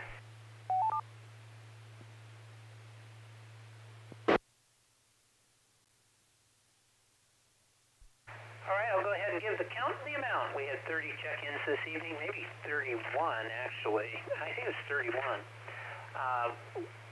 Thank you for all who checked in. We hope you'll join us here next week and every Saturday night, 9 p.m. to discuss astronomy, space, and space exploration, because on this net, the sky is never the limit. We're also looking for net controls for this and all the other DARC nets, and as I mentioned when we first started, we got a lot of nets we cover, and these are all favorites that folks have either started and continued to maintain, but also have a good time doing. So please consider doing it. Being a net control is actually a lot of fun. You can send an email to nets@w5fc.org and we'll get you signed up. You can follow topics and discussion about this net and astronomy in general on Facebook and Twitter, as well as our audio and video feeds, video archives, and other useful internet resources by going to w5fc.org at the conclusion of this net. Until next Saturday night, this is Kilo Echo 5 India Charlie X-Ray. My name is Chad, no Tom, and I'll be closing the net at 22:31 local time and returning the reader to normal amateur use. 7-3 everybody, and enjoy the evening discovering the universe.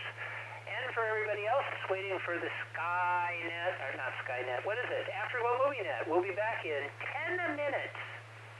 No, 5 minutes. 5 minutes. We'll be back in 5 minutes. We'll see that. The movie is actually the musical War of the Worlds. More on that later. But you can talk about War of the Worlds in any format you want, because, hey, it's Halloween. Back in 5.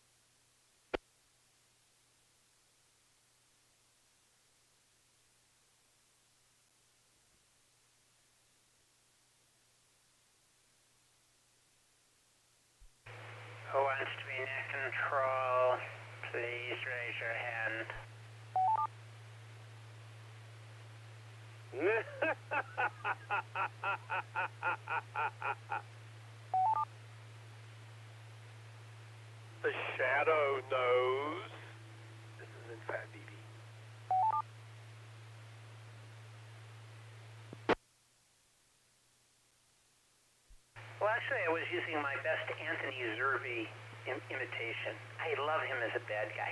This is Anthony Newley, an evil Anthony Zerbe.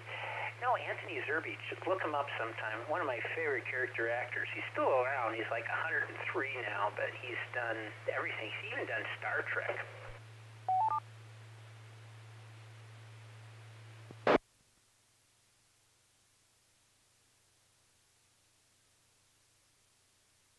Anthony Newley? Is that who you're talking about? He died in 1999.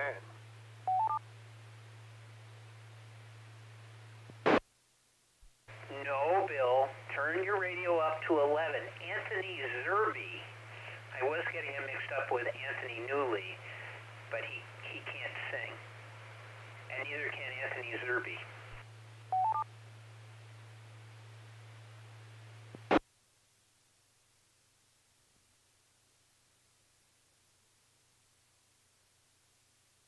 Oh, never mind.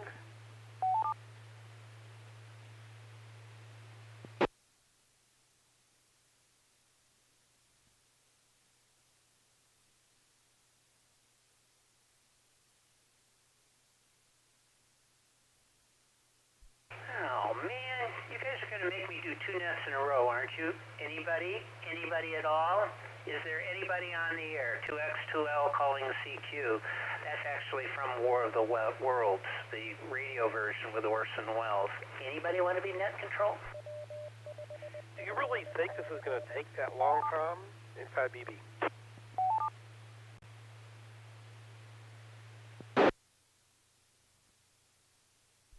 Well, I'm going to open it up. I think the thing to do is open it up. I enjoyed it. I thought it was open to everybody, and it was for 48 hours. I didn't read the fine print, and it closed down, so I had to come up with alternate ways to do it. But I think that this has been done so many times. There are 2 television series, the radio program, the book. I mean, what the heck? Yeah, we can talk about it. I don't know. I think it will work okay. Well, the production you've mentioned, the kind of opera thing, has been going on since the late 70s, if I remember correctly. So this was just one particular recent production by the guy that wrote that opera in 5BB.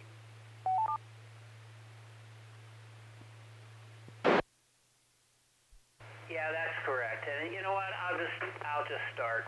We'll see what all happens here. So, what is it we're talking about? And what Bill mentions is there's a thing called Jeff Wayne's musical version of the War of the Worlds. The New Generation is, in fact, specifically what we're talking about. Apparently there was, and I remember this back in the 70s, that he had come out with a audio that was called The War of the Worlds, Jeff Wayne's musical version of The War of the Worlds. And it was rather popular. It came out, I think, in the fall of 1979, if I remember correctly. 1978, fall of 1978. It was very popular. I think a couple of songs were actually played on the radio pretty regularly, and it was heavily promoted. The version we're talking about now is a newer version. This was done as a staged production with full orchestra. The original had Richard Burton doing the narration as the journalist. In this version, it has Liam Neeson of Star Wars fame and many other movies of better caliber as the narrator or the journalist through the thing, and it is done sort of as a minimalistic stage play with some pretty fancy special effects you would expect from a rock concert.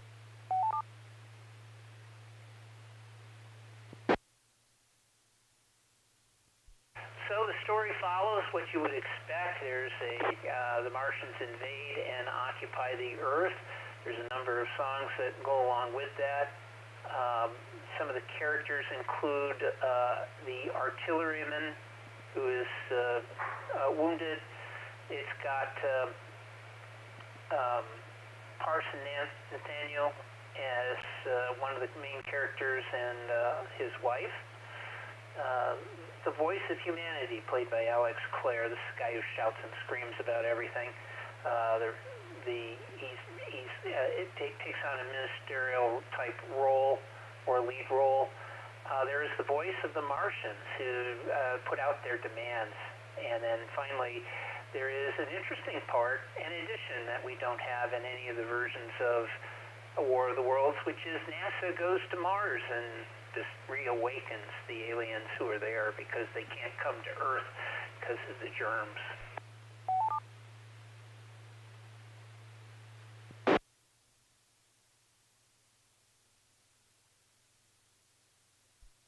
So we all kind of know the story as far as War of the Worlds and how they're ultimately defeated. In this case, this one has a little more character development, I suppose, although the music itself is quite interesting. So what I will do is I will go ahead and check people in. Now, the secret here is this. You can, you're welcome to check in whether you've seen this or not, this production. We're going to talk about War of the Worlds probably in general, and this specifically. If you've seen Jeff Wayne's musical version of The War of the Worlds, The New Generation, that's a very long title. It came out, by the way, that came out in 2012, but it was streamed here and available for 24 hours back on Monday, actually on Saturday and no, it was Sunday. That's why I picked it, is I thought that it was going to be available for a little longer than 48 hours, but I didn't read the fine print. My mistake, so we're going to open it up and talk about anything War of the Worlds that you would like to do. So please come now with your call sign name, where you're transmitting from, and did you see this version? I know you've seen some version or heard some version of War of the Worlds, so that goes without saying.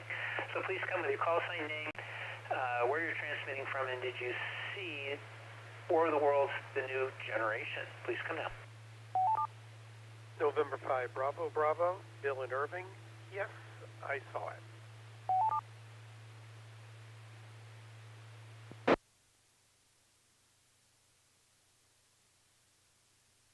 November Golf 5, Yankee, Allen in North Garland, and I've seen War of the Worlds. I have not seen the musical.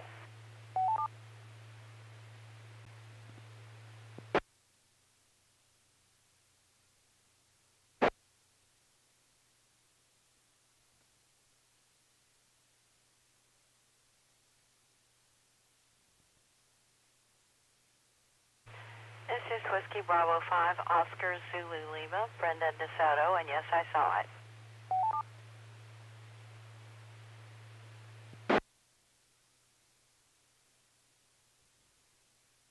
Kilo Bravo 9, Sierra Oscar Kilo, yes, I saw it.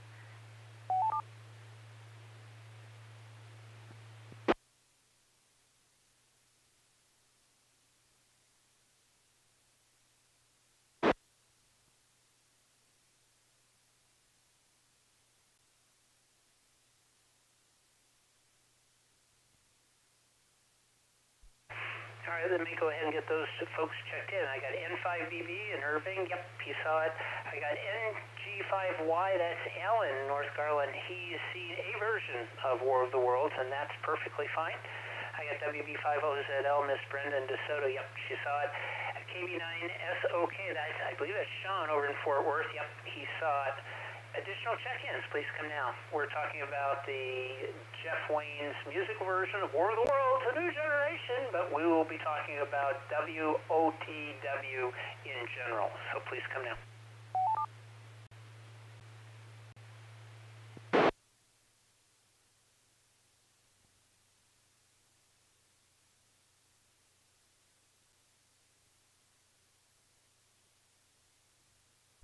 All right, I will go to Echolink. Echolink, if you're there and you would like to check in, I will give you extra time.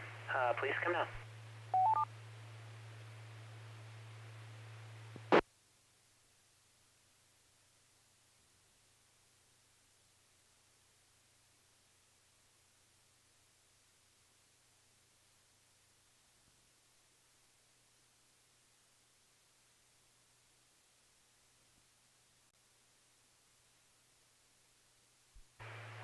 people may be doing things tonight. I don't know. It's everybody locked out. I'm not sure what that means anymore, but let's go ahead and get started then. There's just 5 of us, but I'm sure others will file in later on. That's perfectly possible. We also have the traffic net over on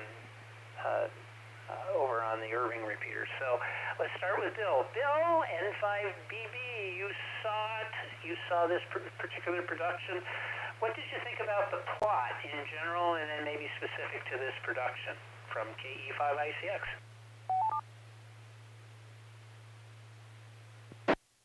This is N5BB. Well, I'm going to discuss this specific production. To me, it was too long. It was this very long opera. The video had all these things showing the inside of the projection, the theater they did it in, the performance space, and the director, and all these other kinds of things. It was a very British kind of presentation, like they do on some of these things, where it's just not focused on the event. It's on all the other things going on in the presentation hall, and it's wanting you to think you were there. But I thought it was too long. As far as the plot, it made it harder for me to actually follow the plot because of all the other things going on. It just a lot of distractions.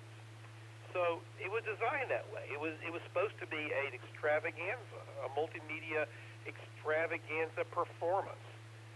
So to me, the plot got kind of largely lost. You had to listen to Liam Neeson coming in and saying, "Oh, the bacteria killed them" or something. And so there was a little bit there, but I think the plot got lost in it. I guess that's my feeling about this.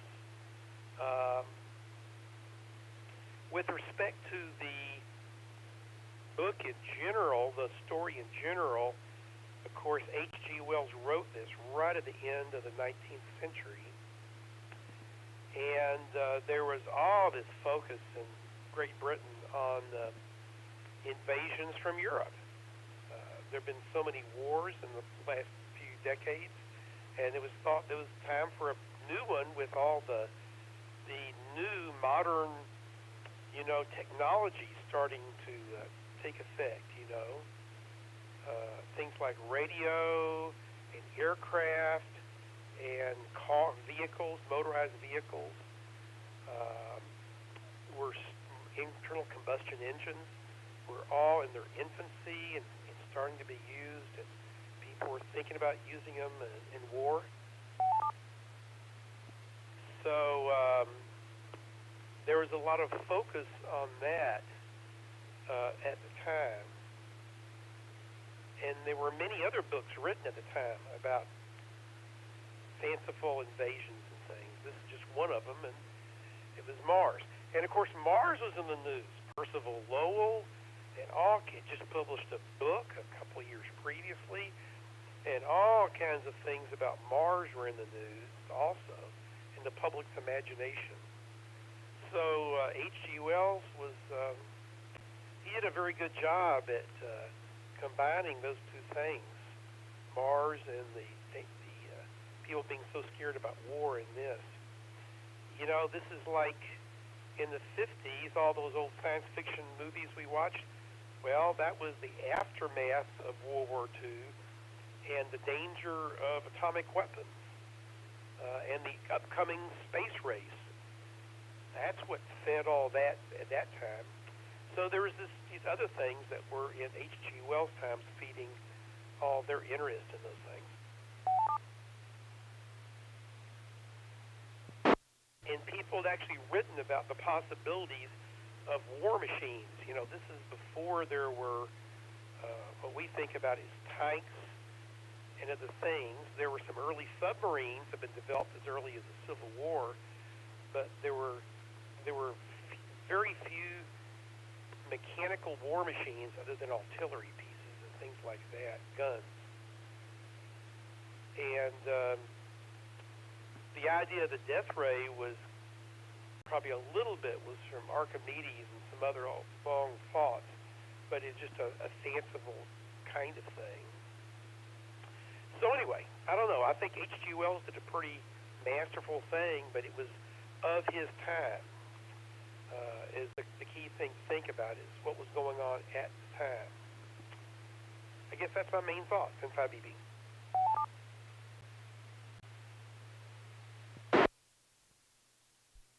Well, thank you, Bill, and thanks for the historical context. You're absolutely right, and I think that preys upon the fears, and that was one of the things that was also worked for the radio program that came about with the advent potential World War II. NG5Y, Alan, your thoughts on the plot War of the Worlds by H.G. Wells? I know you didn't see this production, but what do you think from KE5ICX?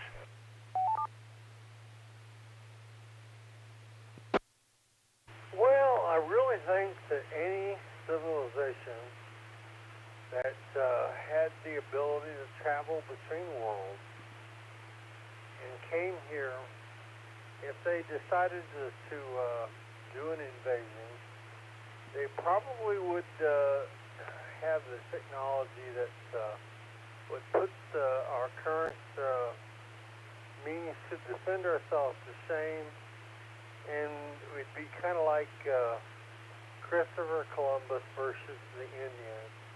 It'd probably be them who brought the virus that we were not immune to, and we would be the ones that got sick and died, rather than the aliens. But I did like the original movie, how they had the people who prayed to God, and we ended up surviving not because of our own technology, but just because the aliens were not immune to our common cold.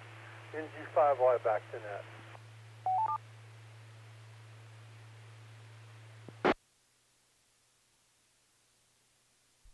All right, Alan, I'm going to hold my comments on that because you kind of pushed into emotion something I was thinking about. So, yeah, I'll come back to that in just a bit.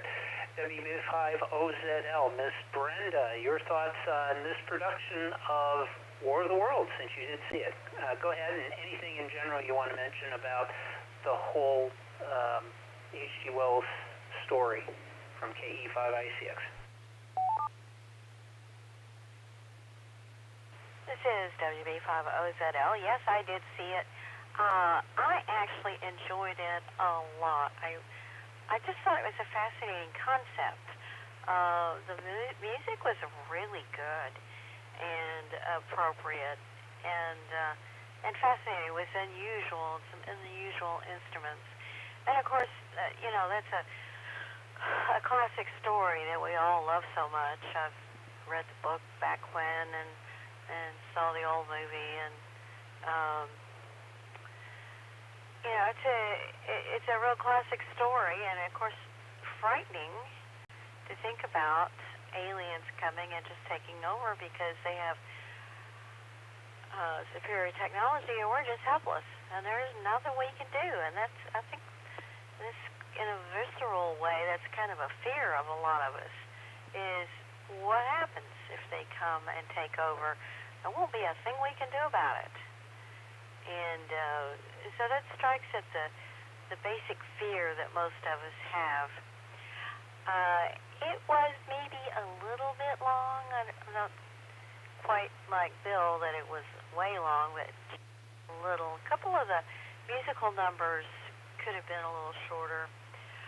But it had amazing I especially like the infantry band.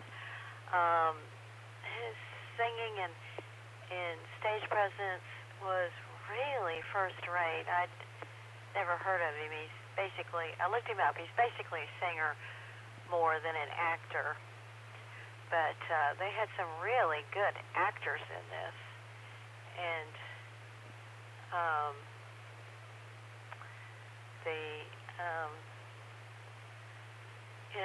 I just thought it was fascinating. It was anything I've ever seen, actually, and that was kind of cool because it's not very often you see something you never saw before. All right, back to net, WB50ZL.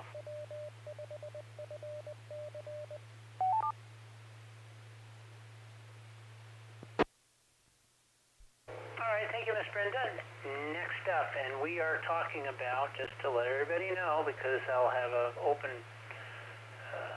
check-in here in a bit. We're talking about Jeff Wayne's musical version of The War of the Worlds. This is a new generation. It was streamed, not live. It's from a 2012 performance, I believe, with William Neeson this past weekend on Saturday evening, and we thought that this was going to be available through October. It turned out it was not, and it was withdrawn, I don't know, Sunday afternoon, I think, unfortunately. So it doesn't matter. We're going to make this conversation about anything about War of the Worlds, H.G. Wells, the storyline, just because that happened. But we're going to talk to Sean, KB9SOK. Sean, you did see this production. What did you think about it as far as the story, plot, that sort of thing? Go ahead, from KE5ICX. Yeah, at first, thanks for finding a way for us to see it. Actually, I enjoyed it. It was definitely different. I've never seen a play or a musical quite put together like that before, where it had just a mixture of video in the back and then an orchestra and a little bit of acting and singing. So it was actually really enjoyed it. It was something totally different. I do agree. I do think it was a little long. I think most of that was in that first hour. Is they were so focused on showing the death ray for like 45 minutes there. I think they could have shortened that part, and it would have flowed, much better. But yeah, they definitely had some good actors and stuff, but obviously that's for the next part later. As far as the plot goes, overall the plot I thought was pretty good. I mean, the biggest hole, which has already been brought up, is just the whole bacteria thing. And advanced race, I would think would know better than to just come to a planet without obviously figuring out some way to protect themselves. Obviously, that's like it's already brought up that most likely they would have brought something to us, and I know that's been a big topic that NASA has even talked about. Even if we were capable to go to other planets, that most likely we would be bringing bad stuff to them. So how would we protect them, and then vice versa? So and you really, the the ending is probably the biggest plot hole in it. But I enjoyed it. This is KB9SOK, back to net control.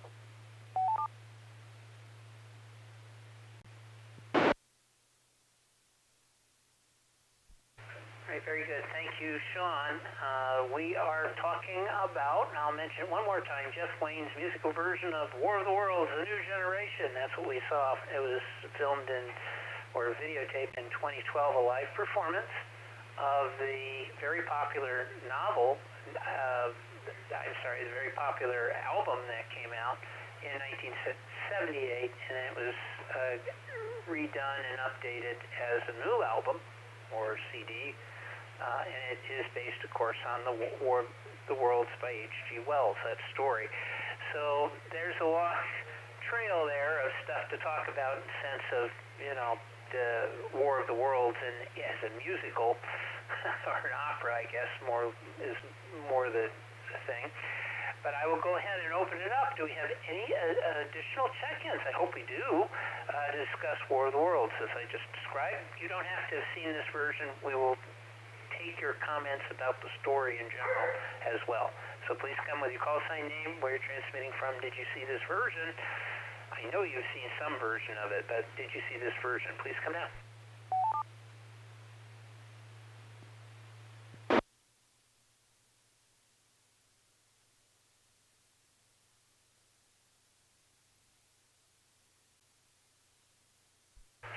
Okay, Kilo Go 5, Papa Mike November, James, Oklahoma. I did not see the movie.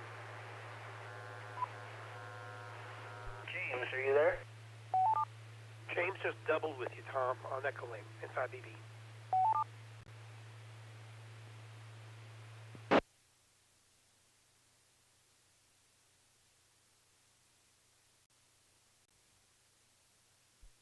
All right, let me go ahead and James, I'm sorry I doubled with you. I did see you were transmitting there, so I did catch it after that happened. So James, KG5PMN, did you get a chance to see this production? And what did you think about it, if you did? And if you didn't, that's okay too. I will put you down as not seeing it, but you can talk about War of the Worlds in general. This thing can be so complicated, that's why nobody wants to check in. But go ahead, James, your comments.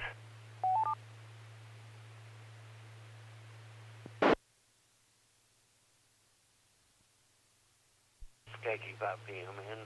James up here in Oklahoma, about 3 miles east of Walters. I did not see this version of the movie. I couldn't get the, said it was a private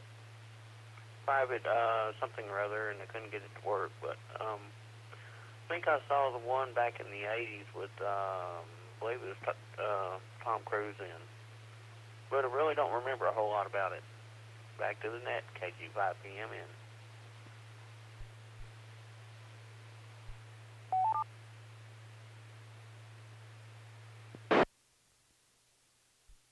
All right, James. Well, we'll come back to you. That's okay. As it turned out, and I mentioned this earlier, is that the link went dark very shortly after they did the live, or not a live, but a streamed performance. So that was unfortunate. My mistake. I thought it would be really cool, and it was something different than what we've done in the past. And we've never done a stage play before, or something that works to that, or a performance thing that was done for stage. So it went down in flames, I guess. Thank the red vegetation, I guess. All right, I'll make my comments about it. Overall, I do have a tendency to agree with Bill. It ran a little long. In fact, I kind of fell asleep through part of it because it took a long time for them to actually get through some of the things that they were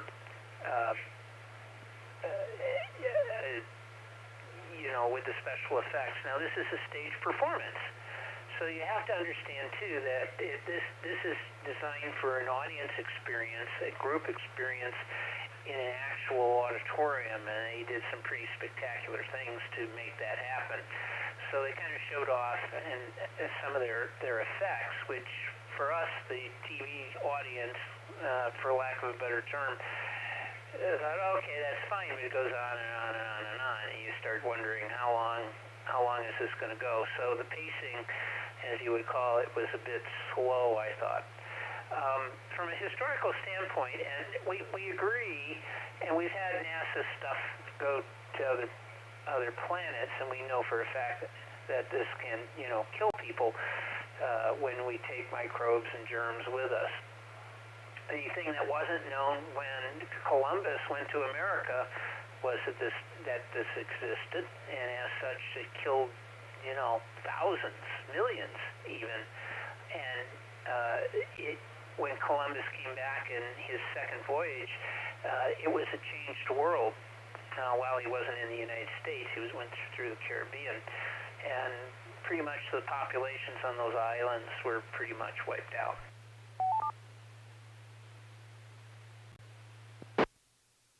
So was this on the mind of H.G. Wells? Absolutely it was. So the idea, of course, this was before the Spanish flu in 1918 as well, when this came out. So I think in kind of some ways it's really kind of strange to think, would there be a defense? Would they know what to look for? Maybe they're just like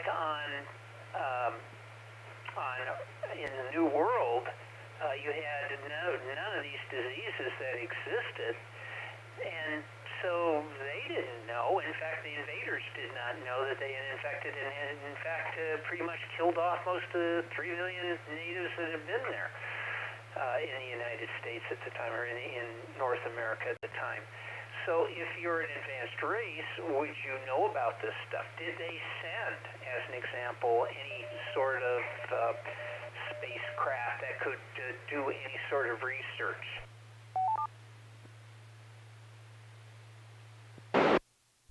I'm not so sure. I mean, we sent, as an example, we sent 2 Voyager spacecraft in 1976 to land on Mars, and we used some bioexperiments there, but the bioexperiments were inconclusive. Well, what does that tell you? It kind of tells me that we don't know what to test for, potentially, and we've sent several spacecraft there, rovers that have wandered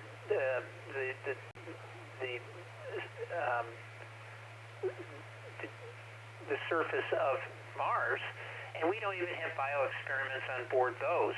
And the latest one I don't think has a decent bioexperiment. So we're a spacefaring race, and we don't know what we're looking for either. So I'll give the aliens a bit of a break on that. They don't know what they're walking into because they don't know what to define. If they've never seen a germ, have you never seen anything like that, or how would they possibly know what to test for? And the answer is they don't. I think we'd be in the same boat when you think about it.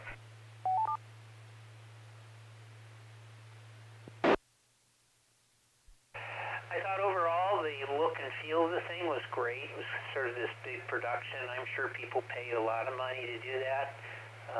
Andrew Lloyd Webber had done something similar with his productions and managed to extract hundreds of dollars per performance per person to see his extravaganza. This kind of falls in the same boat. So I would say that's what you were paying for, the big extravaganza. The singing, the story was secondary to the effects that they were showing. This is a cross between, say, something you would see on Broadway and a rock concert. Actually kind of pushing it towards the rock concert look. So heavy on the effects of sorts. Singing was good. I enjoyed it. But again, they filled out over 2 hours that probably could have been done in less time. And I know this had an intermission in it, so it was an all-night affair for people who watched it. So there you have it. Just some comments in general about the plot, and then specifically about the production from me. Does anybody else have any, does anyone else want to check in at this point? I'll go ahead and write you down. Please come to your call sign name. Did you see this production of War of the Worlds? If you didn't, that's okay.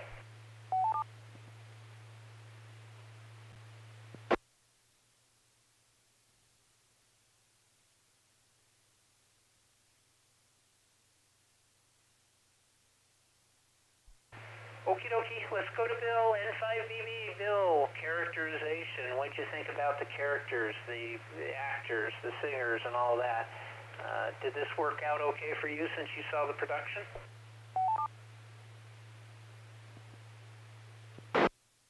This is N5BB. Well, it's interesting in that H.G. Wells did not put any characterization into the story at all. In fact, there was only one person with a name in the original story, and that was a scientist. Everybody else was defined by their function. So there was no characterization really in the original. You learned a little bit about the storyteller's wife getting on the boat and everything, but it was really just actions. It wasn't really any backstory, much backstory at all. So there wasn't really any of that in the normal, way you think about a characterization. Where was somebody coming from? What were their motivations and everything? It was just acting. So I guess that's my thought on that. N5BB.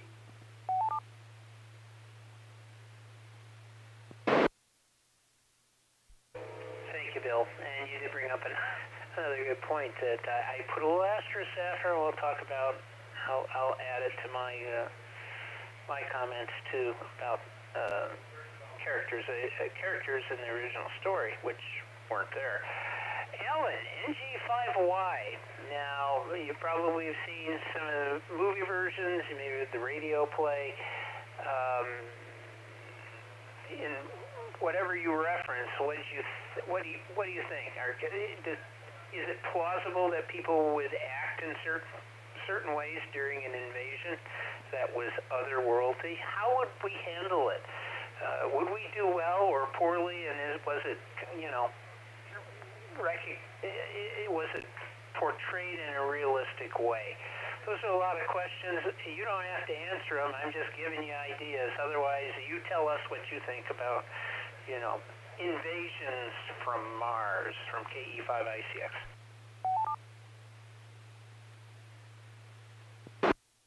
Well, I think there would be mass pandemonium. In fact, just on rumors of gasoline shortages from hurricanes in the Gulf, we've seen gas being impossible to find. Last spring, we saw the problem with not being able to buy toilet paper. Were this to really happen, who knows how people would react, but chances are it would be poorly, and things that should not be in short supply would probably be very hard to find. Going from the 1950s movie, I liked how the people prayed, and eventually there was a solution.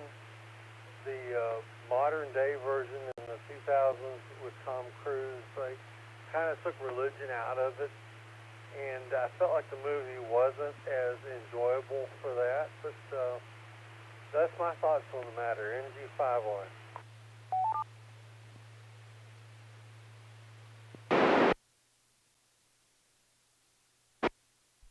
All right, thank you, Alan. And you brought up something else I'm going to add to this conversation. See, you guys make me super brain or stupid brain, whatever it is, when it's all said and done, because you bring up good points.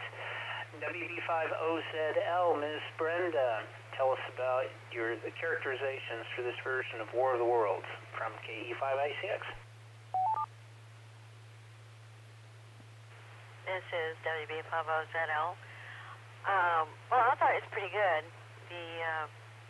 These were good actors, and they were, they hit the mark pretty well with picking the right actor for the right part. So, I just don't have much to say about that, other than they were. I think what I like is we had all these characters that were fully developed, whereas the original story, they weren't. The characters were nowhere nearly as complex in the original movie, or in the original story, but this one had a lot more people, and they had their own story separate from the main story, so that was kind of interesting.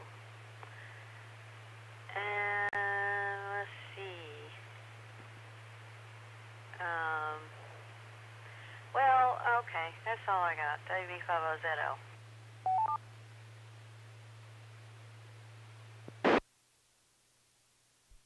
All right, Brenda, next up, KV9SOK. Sean, your thoughts on characterization for this version of War of the Worlds from KE5ICX? Yeah, I do think they had good actors in this film. It was well done. And I kind of like what everybody's saying, I guess, really. There wasn't a lot of characterization in the originals, but it does seem like they made it very clear, obviously, about the reporter's journey, trying to get back to loved ones, and really narrating the tragedies that he's seen going on around him. And I do think that people would, in that situation, would react. Obviously, if there would be stampedes, I think, people trying to run, and I do think that there would just be mass world panic. And I do think that even on the preacher story that they focused on there for a bit, I think there would be a lot of people that would be looking to religion for help, guidance, and and would, some would probably give up on it because they think, how could this be? So I think that was interesting. I like the soldier. I think his story, his part of it is a little bit out there, a little bit about building underneath the earth, and it seemed like a little bit of a detour there, but it was still well done. And I also do like the comment about that this whole thing was meant for an audience, and probably in person, I'm sure it was probably very impressive if you had seen it in person. But I don't know that I would pay several $100s to see it, though. That's all I got. KB9SOK, back to net control.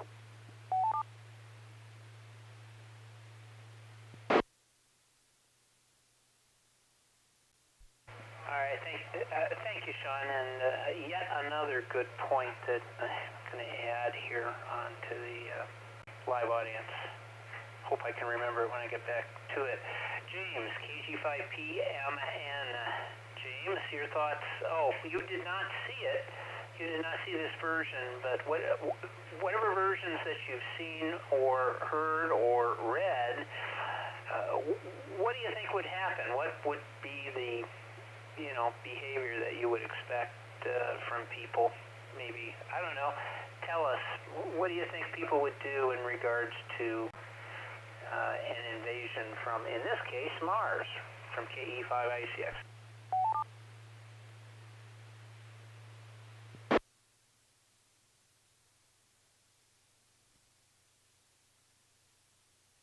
KG5PMN. I think there would probably be at least two, maybe three groups of type of acting. Probably the largest and the worst behaved will be the people running around, not trying to figure out what to do, but just running around aimlessly and not knowing where they were going. And then you'd have another group, like probably up here where I'm at, that we might try to fight back a little bit, and you'd have a third group that would probably will be a little bit of both, but mainly two groups. One that couldn't figure out what was going on and just wildly out of control, and then another group that would fight back. Back to the net, KG5PMN.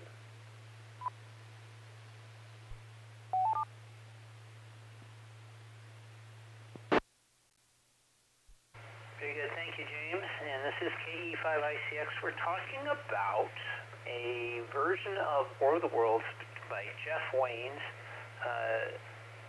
And it is, if you remember, an album that came out in 1978. Some of you would, some of you may not. War of the Worlds is a musical version talking and re-rendering of the H.G. Wells story. That's what we're talking about. It was a production that was streamed, not live, but from 2012, and it was available to everybody on Saturday evening last week. Unfortunately, it disappeared Sunday morning, so I thought this would be great to be able to watch and talk about, but it didn't happen. So you probably didn't see it. I tried to fix that, but I don't know. Who knows? Maybe I should read the fine print. But it doesn't matter. If you'd like to check in, there's still possibility we're going to be talking about War of the Worlds no matter which version you've seen, heard, or read. I'll take additional check-ins now. If you'd like to join us, please come now with your call sign name and did you see this version of War of the Worlds? I know you've seen some version. AF5TX.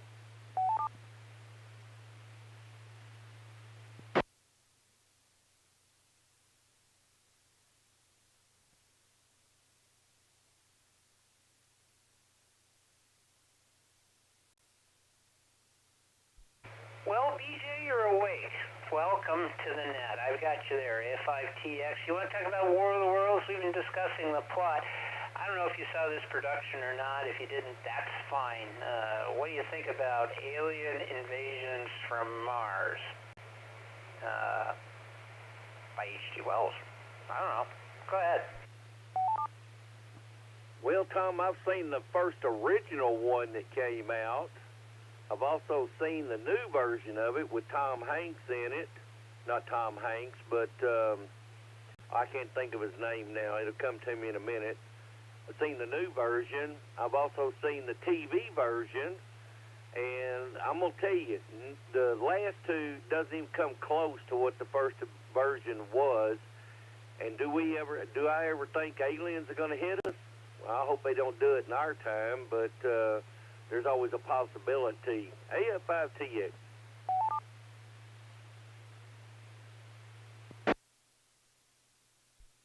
All right, BJ. Well, thank you, because you set the stage for me, if you pardon the pun. I had to be the pun master today anyway. Okay, here's the thing. On this version, and the thing I think we got to remember, too, is that the original War of the Worlds, and Bill made an excellent point, is that, there wasn't a lot of characterization in the stories, the serialized stories, from, 1897? That was a long time ago. So, but what's happened is we've had the War of the Worlds, the radio program, we've had the movie from the 1950s, we've had, and you're right, BJ, there was a television series in the mid-'80s that globbed on to and continued on from the 1950s movie. They gave it that sensibility as though it actually really did happen. There are at least two other television series that have been done since then. One from England. It was done as a period piece from the late 1800s. Not very good. Characterization was terrible. Wooden acting. And then there was another one that was done here in the U.S. I think Starz did it. And I think it's Starz. And that was better, but I've not seen all of the episodes. I think there's 10 of them that they've got going. Those shows, of course, as television series, have a way of making, the need for characterization really is a big deal, because you got to extend it out over time. This thing at 2 hours and 15 minutes also had characterization, but it could have been better, I think, and better fleshed out as well. I agree with comments made. The singing, fine, no problem there. Let me reset.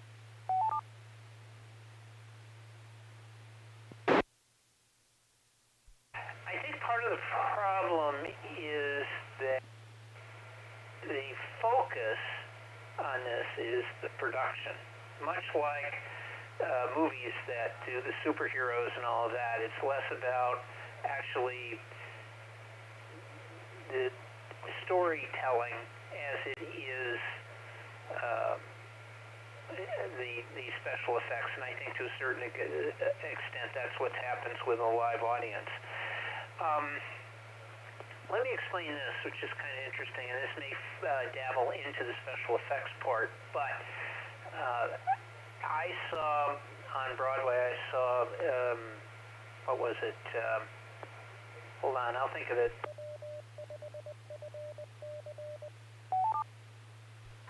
I saw Sweeney Todd on stage at the Uris Theater in 1979. It's the largest theater in New York on Broadway. It's literally on Broadway. And it was done, that was also a period piece, similar to what this one was supposed to be. Had a large organ,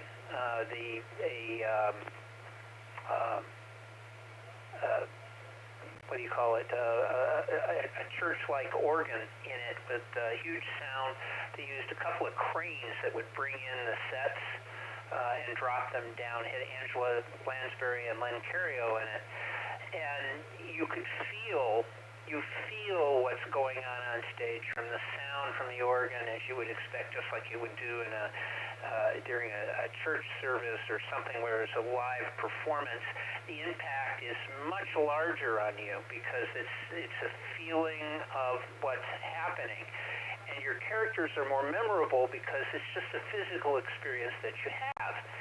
So they also play games with you by putting fans up. So you get cold air that will blow on you during certain portions of the performance. There's more to it than just what happens on stage. There's a little bit of stagecraft going on in the background. But since we aren't there in person, we don't always get that. So the impact that you might get isn't quite as strong in a video production, a video rendering of a stage production.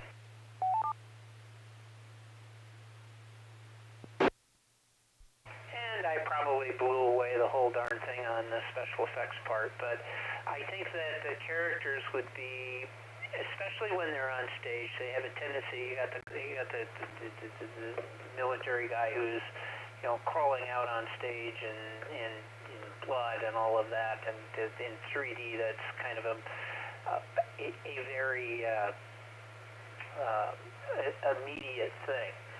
I've done some theater years ago now, but I've done live theater myself, and I know what happens even when you're doing a show and you're on stage, and the immediacy of it is quite amazing, and sometimes you end up becoming more part of, as you're supposed to.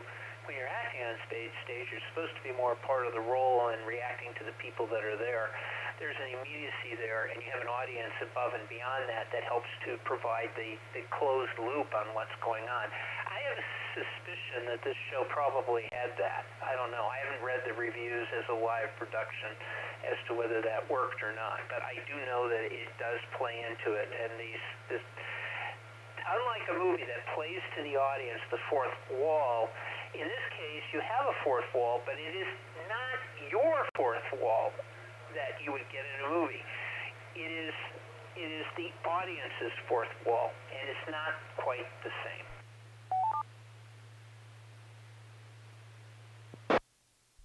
An example of that is that when they look to the audience, your main actors, when you're filming it, and this is probably one of the reasons why stage plays don't generally get exactly, sent to direct-to-video type stuff, is because they're not looking at you.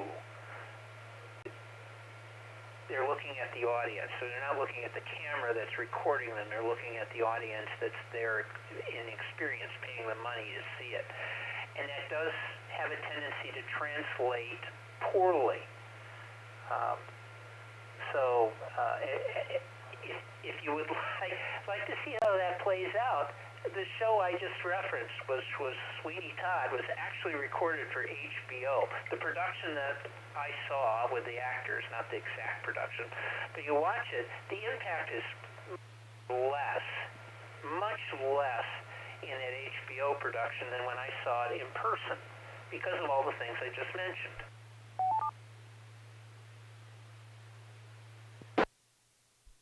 Sometimes you look at something and you see people having a standing ovation, and you go, wow, that's really something. But you've seen it, you're watching it on television, you're like, I don't know what's so great about it. It was okay, but not great. You don't have all the senses running at that point. All right, that's it from me on that. I didn't really talk about so much the acting in this case, and I think it's what I said was what we probably were missing through the whole thing, potentially. All right, I'll go to the top of the list, and we will discuss the special effects. So this might be interesting, or not, I don't know. We'll go, Bill, you're top of the list, N5BB. Your thoughts on the special effects on this stage production of War of the Worlds from KE5ICX.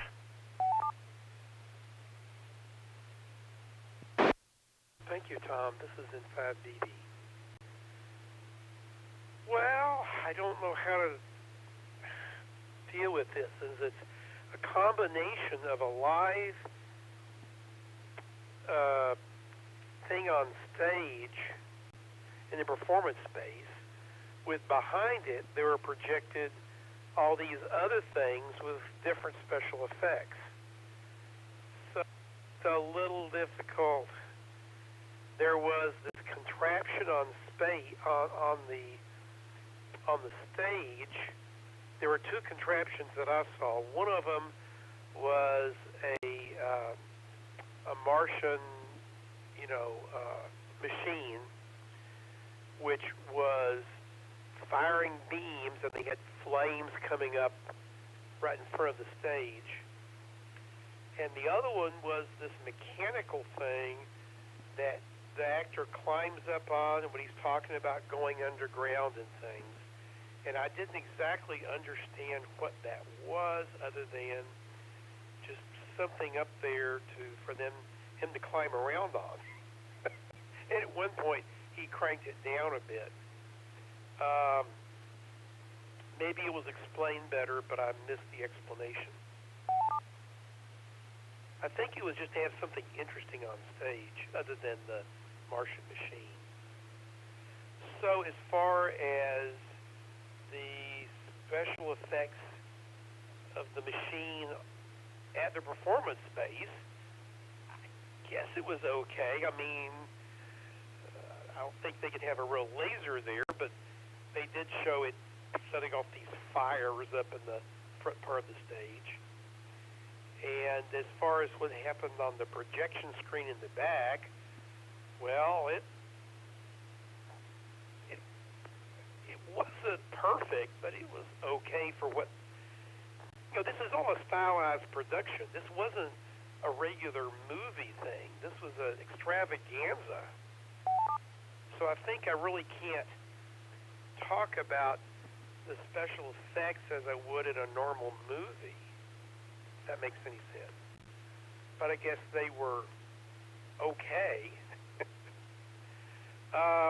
Before it goes too late, I don't know when everybody's going to drop off, Tom, so I just want to comment that the 1938 Mercury Theater production by Orson Welles, by the way, his name is spelled differently than H.G. Wells, unrelated. That was only an hour long, okay? That radio production was only an hour long.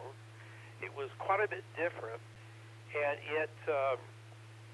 it was something that was written to act like there was havoc. People were running around, and that it came down in New Jersey rather than England.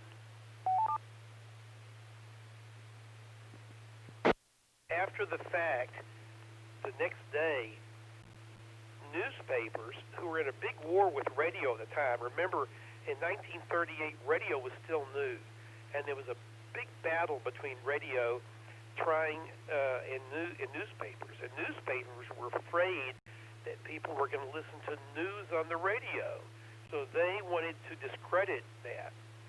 So there was all this push by newspapers, but all these, what now we realize are fake stories on about pandemonium in the streets and everybody being confused by Orson Welles' presentation. And all the research has indicated that only about 2% of the radio audience actually listened to that, and that nobody was running around the street, nobody committed suicide, nobody was admitted to a hospital. It was all just made up by the newspapers because they were trying to discredit radio as a source of news. And the program that was broadcast was not broadcast as news. It was very clearly announced several times during the program. It was a play. It was a radio play. That's all it was. I wanted to get that out because even recently there have been documentaries that reported what the newspapers reported, which wasn't true. So the truth of it was, from everything I can research, is there was not pandemonium. One other comment was somebody made a comment earlier about religion. H.G. Wells was an atheist, and there was no really religion in the original story. There was one religious figure, a curate, I don't know how you pronounce that, who H.G. Wells had to shut him up because he was moaning too much. I mean, the protagonist had to shut him up. But there was really no, I think, religion in the original story. And I think it was added to some of the later movies, but that was not in the original story. I guess that's my thoughts. I just want to get some of this through before it gets too late, Tom, in 5BB. Oh, and by the way, the 1938 radio production was on Halloween night. 82 years ago. In 5BB.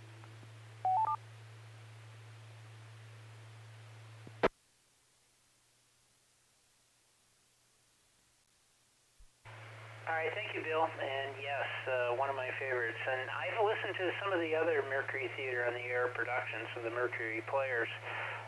There weren't a lot of them. I thought they numbered in more than, 50 or something like that. It's not many. It's like one season. But it was interesting, and they had originally done stage play stuff before that, and then went on to go and do movies. So it's kind of interesting. There's a whole history inside of that as well. Around the World in 30 Days.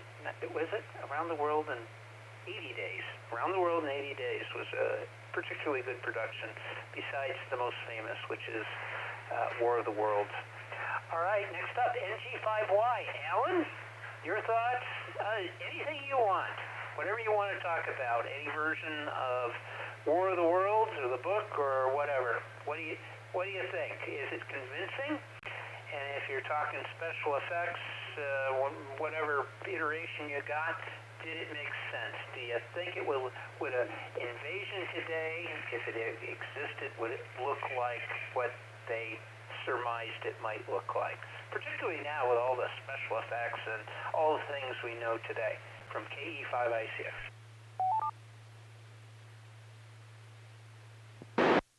Well, I may have heard the radio version, but the one that sticks out the most to me is the 1950s version movie. I love that version.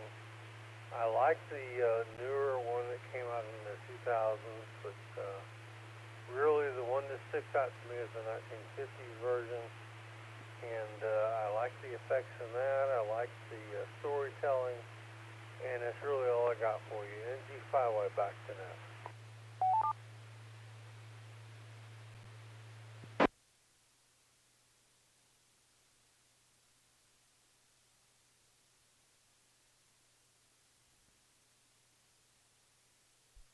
All right, thank you, Alan. I got a little distracted, but I got your thought through it. Yeah, the 1950s version was pretty good. WE5OZL, Miss Brenda, your thoughts on the special effects from this production? I know you saw it. Anything else you would like to say about War of the Worlds from KE5ICX? Yeah, this is WE5OZL. I thought the effects were pretty good. That giant spaceship that came down, and the fire, and just I thought the whole pacing of it was good. There's just a lot of stuff going on at once. I like that, and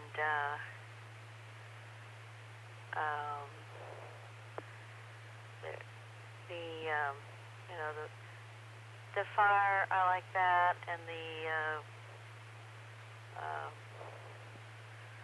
lighting, and that scene behind them. I thought that was very inventive. All right, back to that, WE5OZL.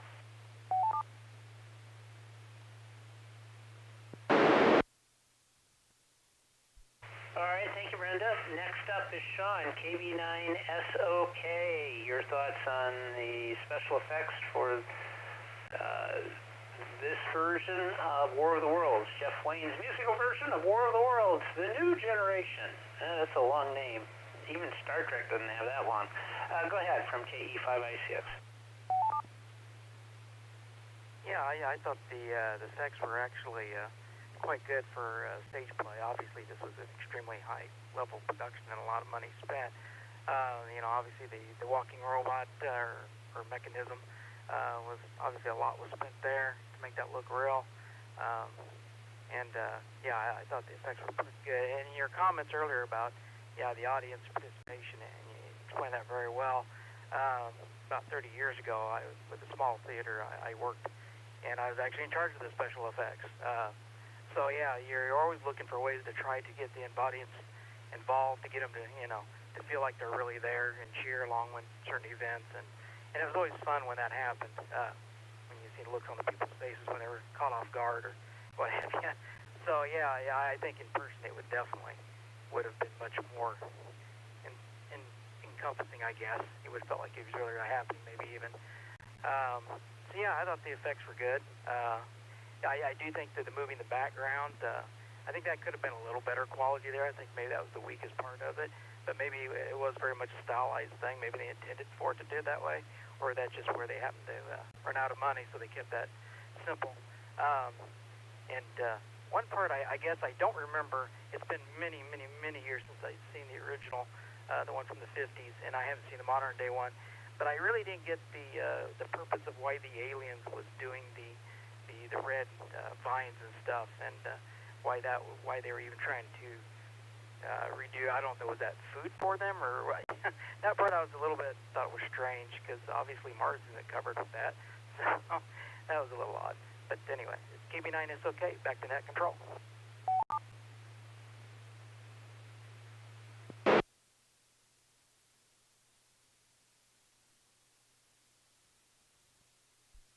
All right, thank you, Sean. Now I got an answer for your red vines. It was from Mars. They thought at the time there was vegetation on Mars. They were going to go and do a terraforming thing. That's what we would call it today, because through telescopes they could see changes in seasons with Mars, and they thought that there was actual vegetation there. So being as Mars is red, the red vegetation would turn Earth more into a Mars environment. That would be their food supply or their ability to do something.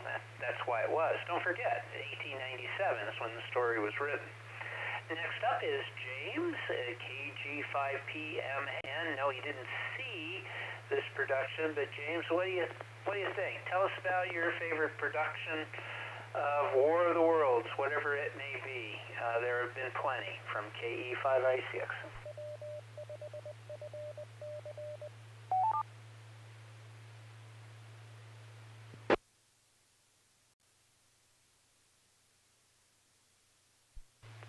This is KG5PM, I don't remember. I saw the Tom Cruise version.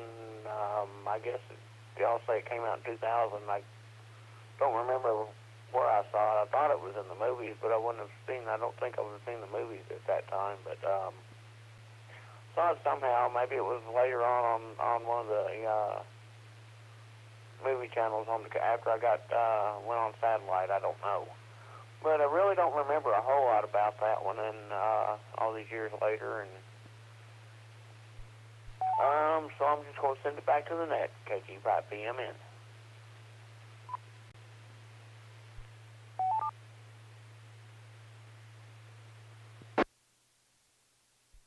All right, that's fine, James. Very good. All right, I'll make my comments on this one, then I'll open it up to Annie and everybody if they have any final comments. Let's see here. The special effect, I forgot to talk about my James Burke thing. Well, that's okay.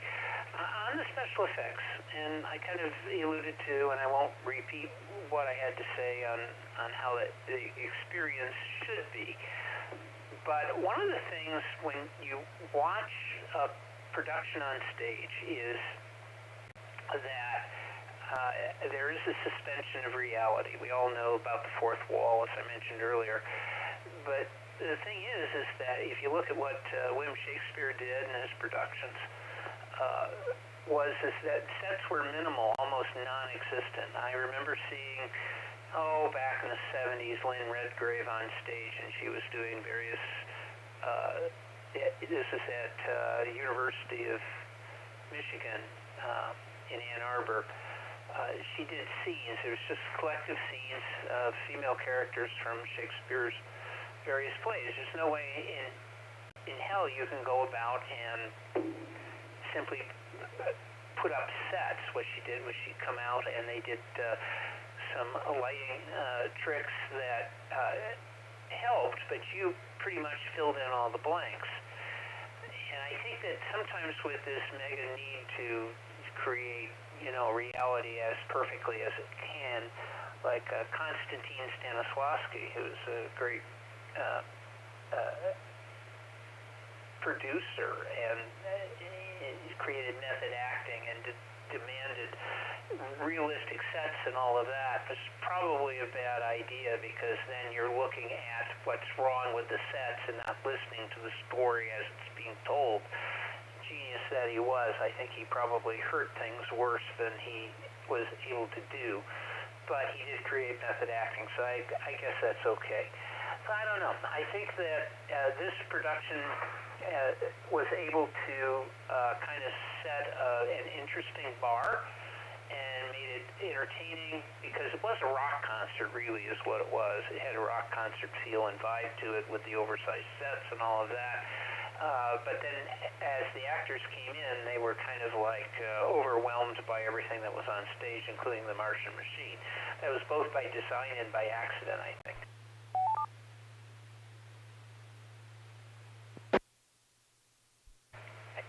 Overall, I think that the production was successful. Would I see it in person? Maybe. I'm not going to spend $150 or $200 to see it. I'm happy with the version that I saw. I spent, at the time that I did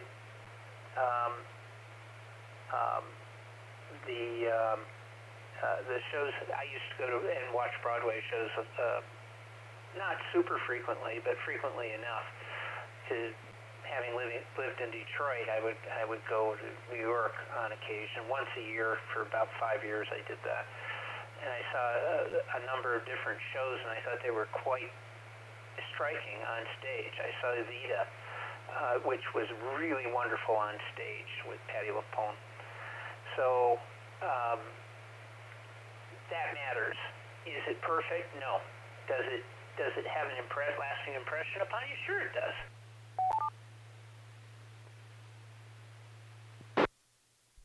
Were there special effects and gimmicks in it? Yep, there were. In that particular production, they had a forward projection screen that would come down. It was way oversized, not like we have today. And it would come to the front of the stage, and they would show a movie. In fact, they showed a version of Eva Peron. In a movie she was actually in, and they brought it straight in onto the scene right in front of you, and then they moved it away, and then you saw the casket. She's dead after her death, and then that's the start of the play. And it's quite creepy, but it's quite immediate. When you see it, they close the casket, slam the casket down, and the dust comes up from it. You realize that's part of the formative thing the audience gets, the fact that she's a has-been at that point. That's all done very quickly, very simply on stage in a circle of light, a pool of light. So you can do these things, and you can create, well, hell, that was from 1978 or something when I was there. 80, I don't know, 1980 I think is the year I saw that. And it still sits seared in my head. I remember that scene because it was there. Plus I was the fifth row back center when I saw it, so that helps a lot too.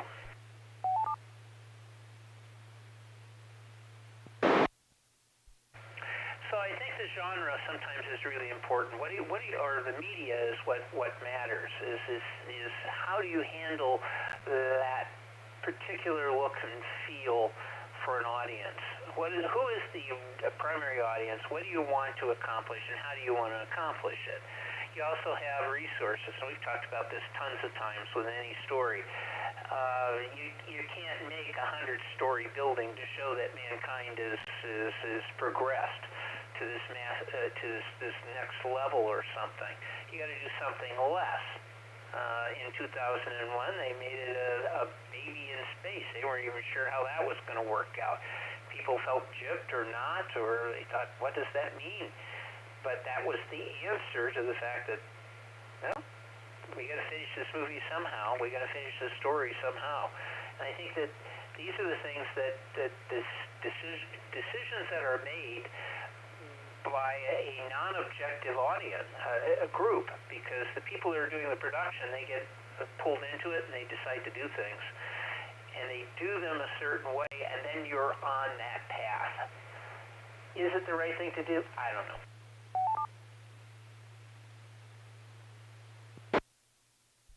I do know that, when you do productions, and I've been stage manager for stuff through the years, not recently, that is back in my Detroit days, and assistant directors. I never directed anything at that time. I direct stuff now, but not then. But not theater, but you know, stuff for work. But one of the things that is interesting is evolves. And in the middle of what you're doing, you say, you know what, I could have done this better, or I could have made it different, or I could have made it more cheaply. But you're on a set path, and you have to decide how much of it you want to change and what you don't. It is annoying at times when you do a production of something, and it's a live production, and you realize you have this epiphany, and you say, darn it, this could have been better if we had only done this. It's too late. The production is already going on. You can't make the changes. And you're dying because you sit there and say, I can't make the change. Actors do that too. When they go and they see something, their own performance, and they look and say, you know what, I could have done it differently. And they can't. It's frozen in time. You can't make those changes.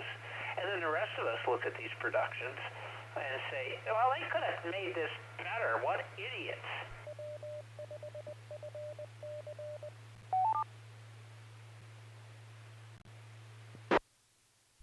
The thing is that you figure it out, and it's too late. It's already done. So, I don't know. I may have digressed a little bit, but you have to make choices. In every production of any sort that you do, and your audience reaction, even as you as an audience, if you're able to see it, you realize. Oh, and another thing too. Every production is different. It doesn't matter. If you have a live audience, the audience on Friday is going to be completely different from the audience on Saturday and the audience on a Sunday matinee. They are completely different. It doesn't matter how great your performance is. It doesn't matter how fantastic it looks. If your audience doesn't react, and here's the clue.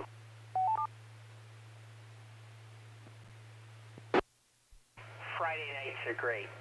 Saturdays are great. Sunday matinees stink. It doesn't matter if you're the greatest performer ever on stage. Sunday matinees stink. So, I don't know what this one was. Probably a Friday or Saturday, I'm sure. Probably Saturday is always the best. And your performance reflects that. You can try, but if your audience is half asleep or worrying about going to work on Monday or having a lunch in the afternoon or whatever, that's going to affect the performance that you're doing. And it drives directors and actors and everybody else on the side crazy when that happens. And there's no amount of what you do is going to fix it.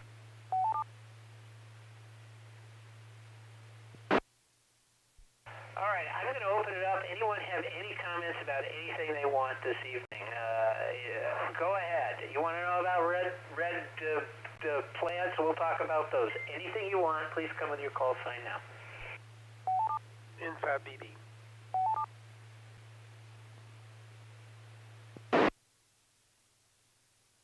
November 5, India, Mike Sierra.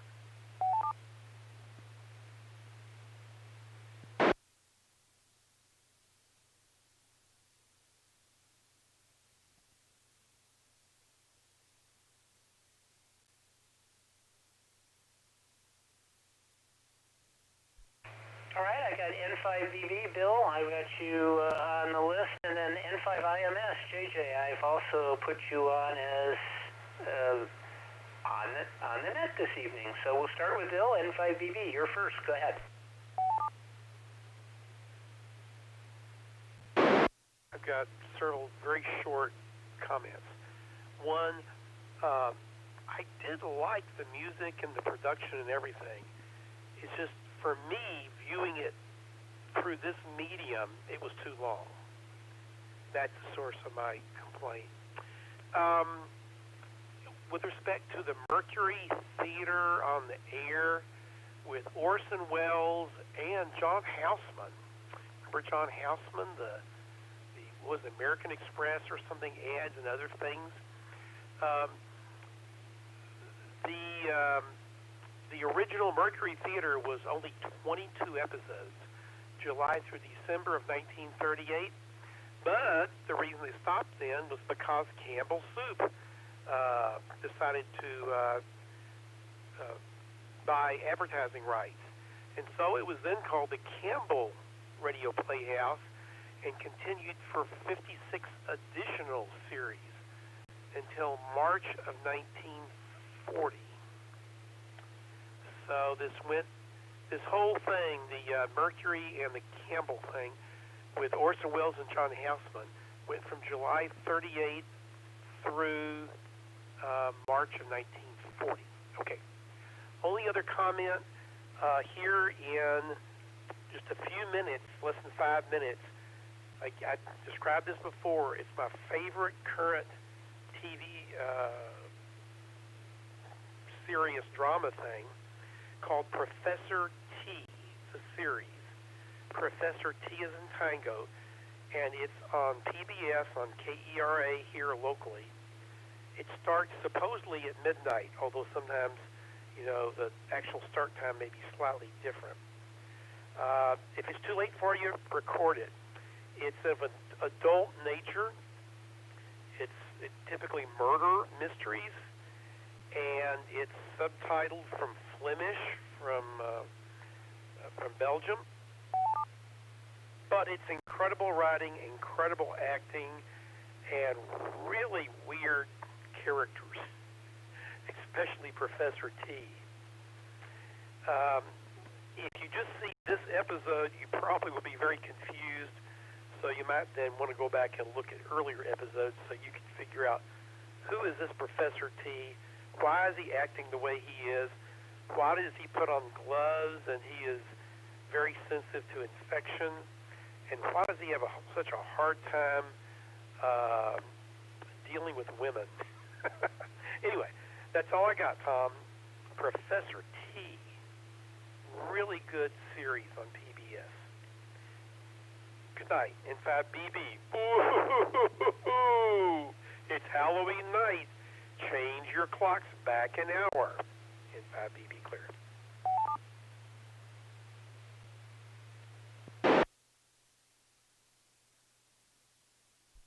All right, thank you, Bill. And this will mess up your spring forward, fall back. Are you sure it's spring forward, fall back, or is it fall forward and spring back? Yeah, you never know. Okay. JJ, N5IMS, JJ, the voice of the people. Well, not really. It's just we don't hear you very often, but occasionally we do. What do you got to say? Anything you want. Go ahead, from KE5ICX. Well, on the anything you want frame, my comment is only very loosely related to War of the Worlds. I did not see this episode, but obviously I've seen and heard and probably read War of the Worlds in various other iterations.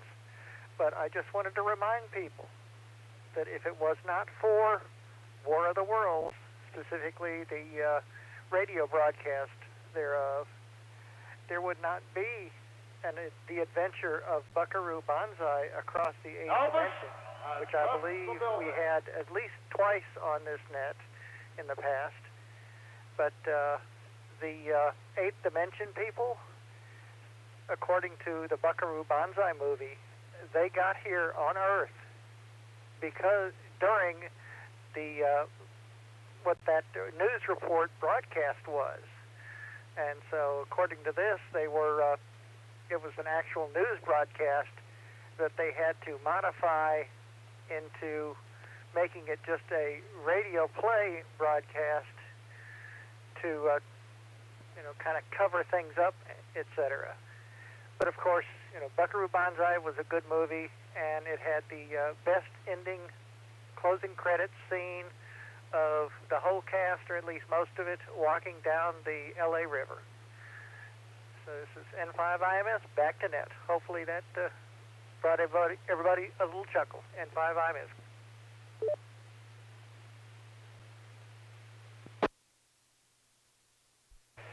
JJ, thank you, and I always say, on the shoulders of giants, other ideas come about, and I tell you you what, we've watched that movie twice, and I have a feeling we'll do it again and review it. It's one of my favorite movies of all time. I love Buckaroo Banzai.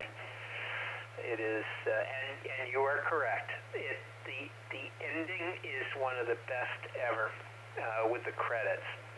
Fantastic. Okay, we're going to close it down. I'm going to tell you what the movie is for next week. Everybody write this down. It is, we're going back to 1956. We're going back to black and white. Oh, this might be in color. I don't remember. But it's Five Maidens from Outer Space from 1956. You're going to love it. Or not. I don't know. But it is different. So be ready. And then that's for November 7th. And then the next movie after that will be, are you ready for this? Something completely different. The Warriors from 1979. So say 7-3 to everybody. Thank you for everybody who participated. We'll be back here next week. And remember to buy bonds. So bye-bye and buy bonds. See you later. This is KE5ICX. I'm clear.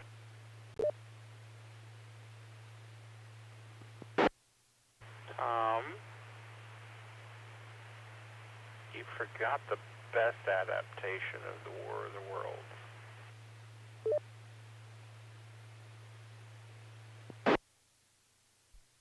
Michael, you didn't participate. Were you trick-or-treating and people would just turn the lights off and call the cops?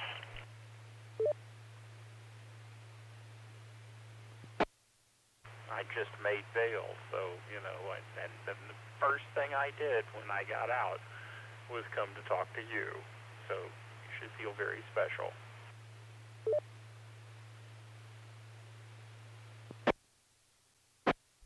So tell us, what is it? What was it you said? I sometimes fade and don't pay attention to you.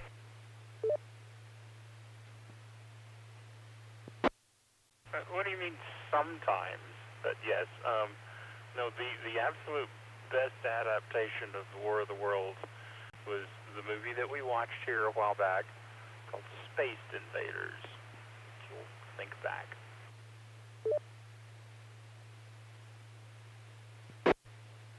The time is 12:05 a.m. You've been taking your medication with alcohol, haven't you? That's the best kind. Space Invaders was a video game. ZIX. No, not Space Invaders. Spaced, S-P-A-C-E-D. Space Invaders.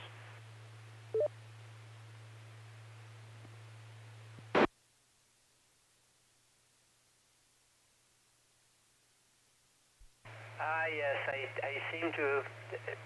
Did we review that movie? I don't think we did we? I can't recall. We did, and several people didn't get it. They didn't understand it at all and didn't realize that it's just a comedy.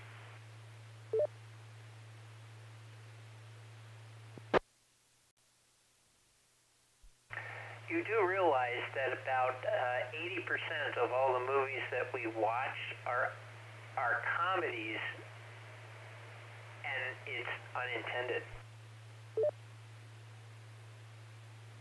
Well, this one was pretty well intended. But yeah, if you think back, and I know you've slept since then, so it might be difficult for you, but you did watch it, and I seem to remember you liked it. Or at least you didn't dislike it as much as most. Tom, from what I can gather, does that make two people being arrested and needing bail from our normal Night of Nets gang? I mean, you said earlier that Chaz was in pun prison, and now Michael had to make bail? So 2 in one night? That's a bit much even for our group, isn't it? N5IMS.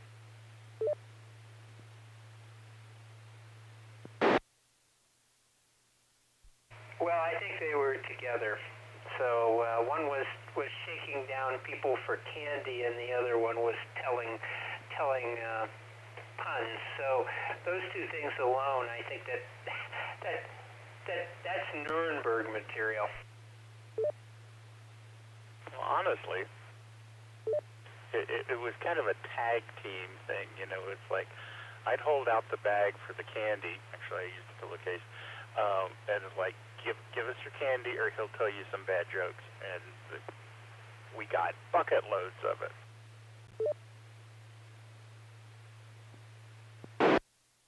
Oh, I got something to tell you. This is the first time ever I'm watching MeTV here on my little tablet. MeTV has a please stand by. They didn't pay their satellite bill. This is the first time ever I've seen this happen.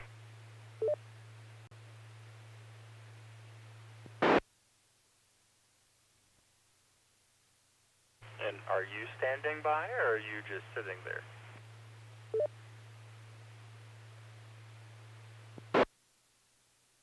Oh, I'm just sitting here. I've got nothing better to do. No, it's still on. Wow. I remember, do you remember the time when that satellite went rogue and it moved out of its stationary orbit?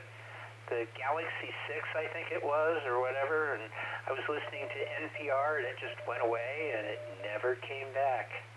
I think this is a MeTV Galaxy 6 moment. I think Bill stole it, because he didn't want any of us to have fun. Well, at least it wasn't somebody down there in Florida taking over the HBO satellite because they were upset because HBO decided to encrypt their signal in 5IMS.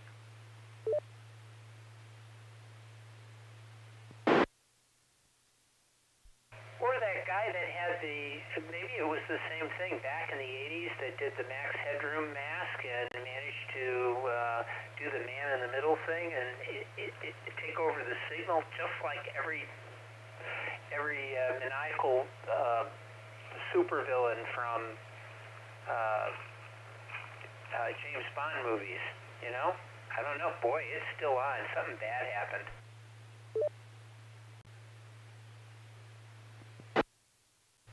I remember that, but the HBO incident was not that same thing.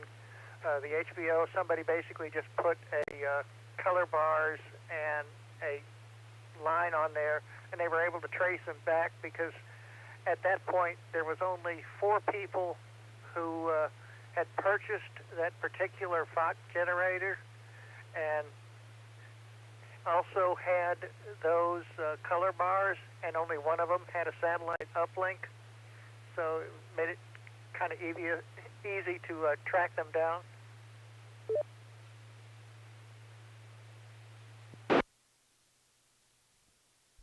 That sounds like a bad Columbo episode or something, or not Columbo. What would it be? Any gumshoe detective story? You know, where that one thing eliminates all the 10,000 hours it would take to figure out who it is. You know, I remember one where they I think it was an NCIS or something where they had the guy who's he's on the slab and Ducky goes in and says, well, he had chili spaghetti. That can only come from one place, Cincinnati, Ohio. And sure enough, check all the flights coming in and who came in from Cincinnati, Ohio, who happened to be on a military base, and they found the guy and busted him. It was that easy, that sort of thing.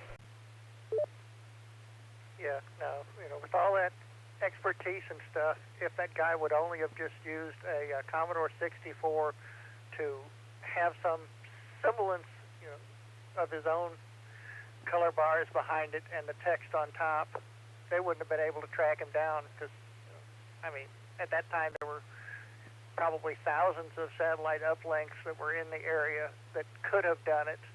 And with the Commodore 64 in there, it wouldn't have been hard for anybody to have generated it.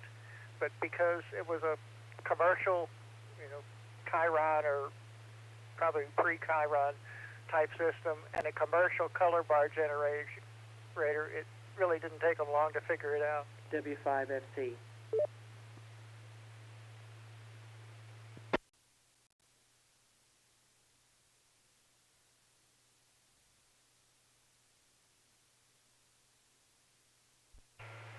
Well, I don't know. Oh, somebody sent some sort of a weird message over here on the sidebar. Oh, well. Yeah, I don't know. It's amazing that, you would want to not exactly put your fingerprint on evidence, what would become evidence. You would want to be more, oblique on what you're doing. But, supervillains like to always tell the hero all their entire story because they're proud about what they're going to do, because they're very proud of the work that they've done. And maybe this still applies, just they don't have the maniacal laugh. Or do they? Like I'm trying to remember what her character's name was, Lady something from The Great Muppet Caper. It's plot exposition. It has to go somewhere.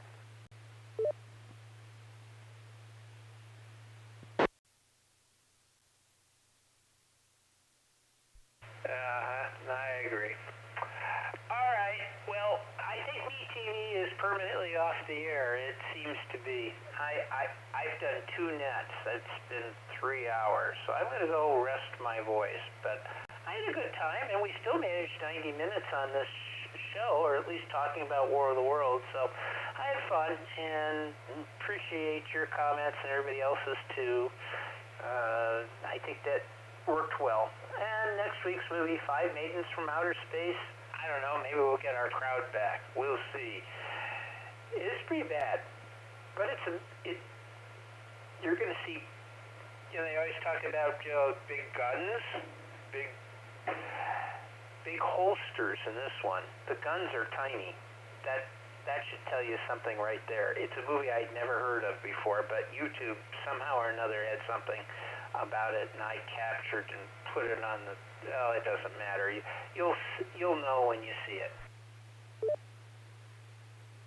Yeah, well, good night, and I appreciated listening when I was able to, and I am definitely going to have to check my multi-pack DVD to see if it happens to be on that. It sounds like something that might be. You take care, enjoy the weekend, and we'll talk to you all later, and not trying to ignore Michael or Bill or anybody else who might still be listening. I do appreciate it, and 7-3 and 5 IMS clear.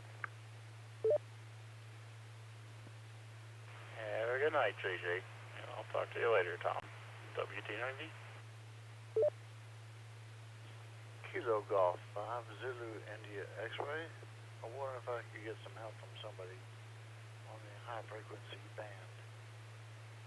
I need somebody to get on the 40 meter band and see if my AGF radio is working.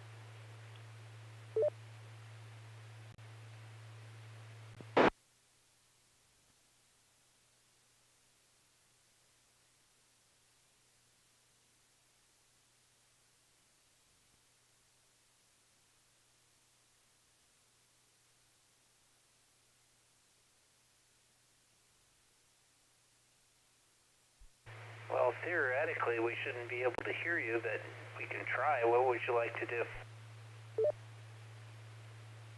Well, I've got another radio on top of this radio. If you know somebody that has something that can get us 7.030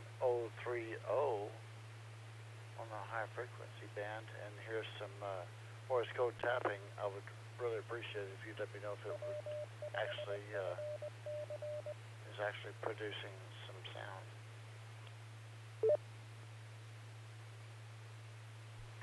All right, I'm dialed in. There is some activity down there, but I'll go ahead and listen. So you're there? Yes, sir, I'm there. All right, I'm going to try to tap out TEST. Let me know if that works.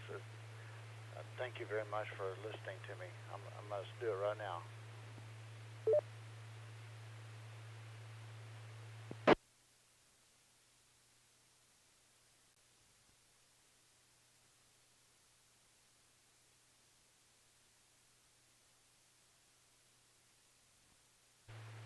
Did that work, or do I need to take his radio back to the shop? I'm not hearing anything.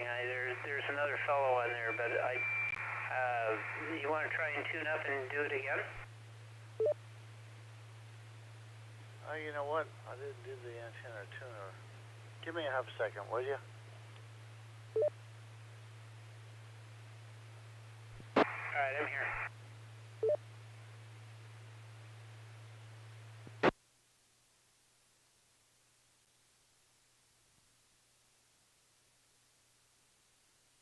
No, I can't figure out how to do that. I'll just try it again.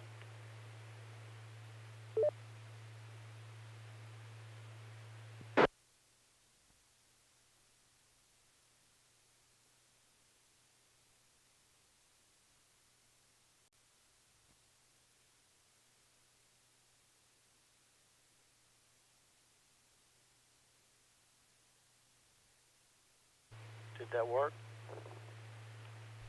I think I may have heard you. You were more than 20 words per minute, but try it again.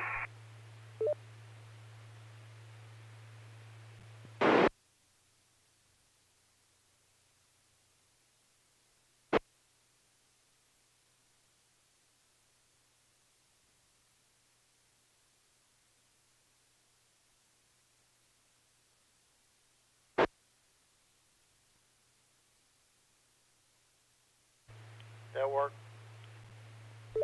No, I didn't hear you, not at all. So I'm not sure what's happening. Well, I got this thing used. I might just take it back and get a brand new one. Let me try one more time.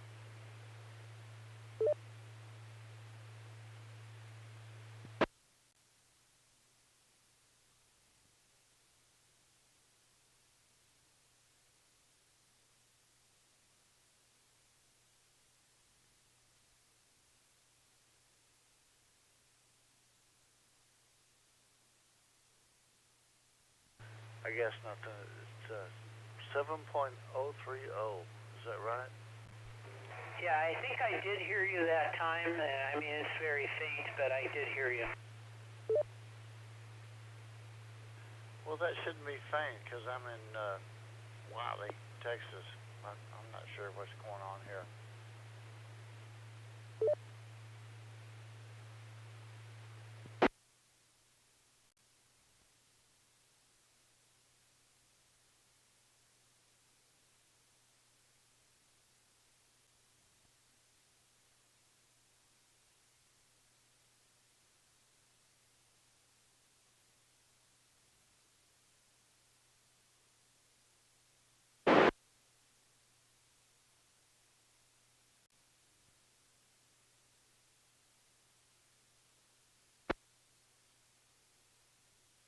Did you copy that?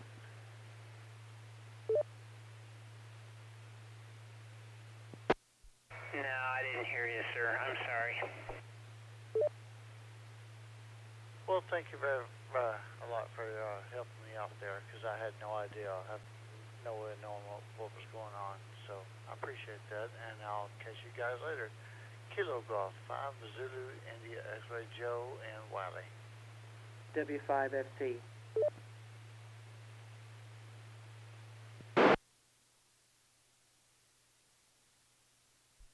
KG5PM in. He's coming over Echolink just fine. KG5PM in.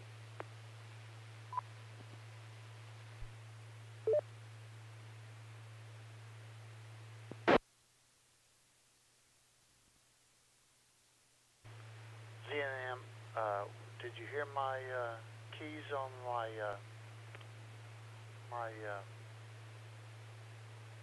new radio on that, or what?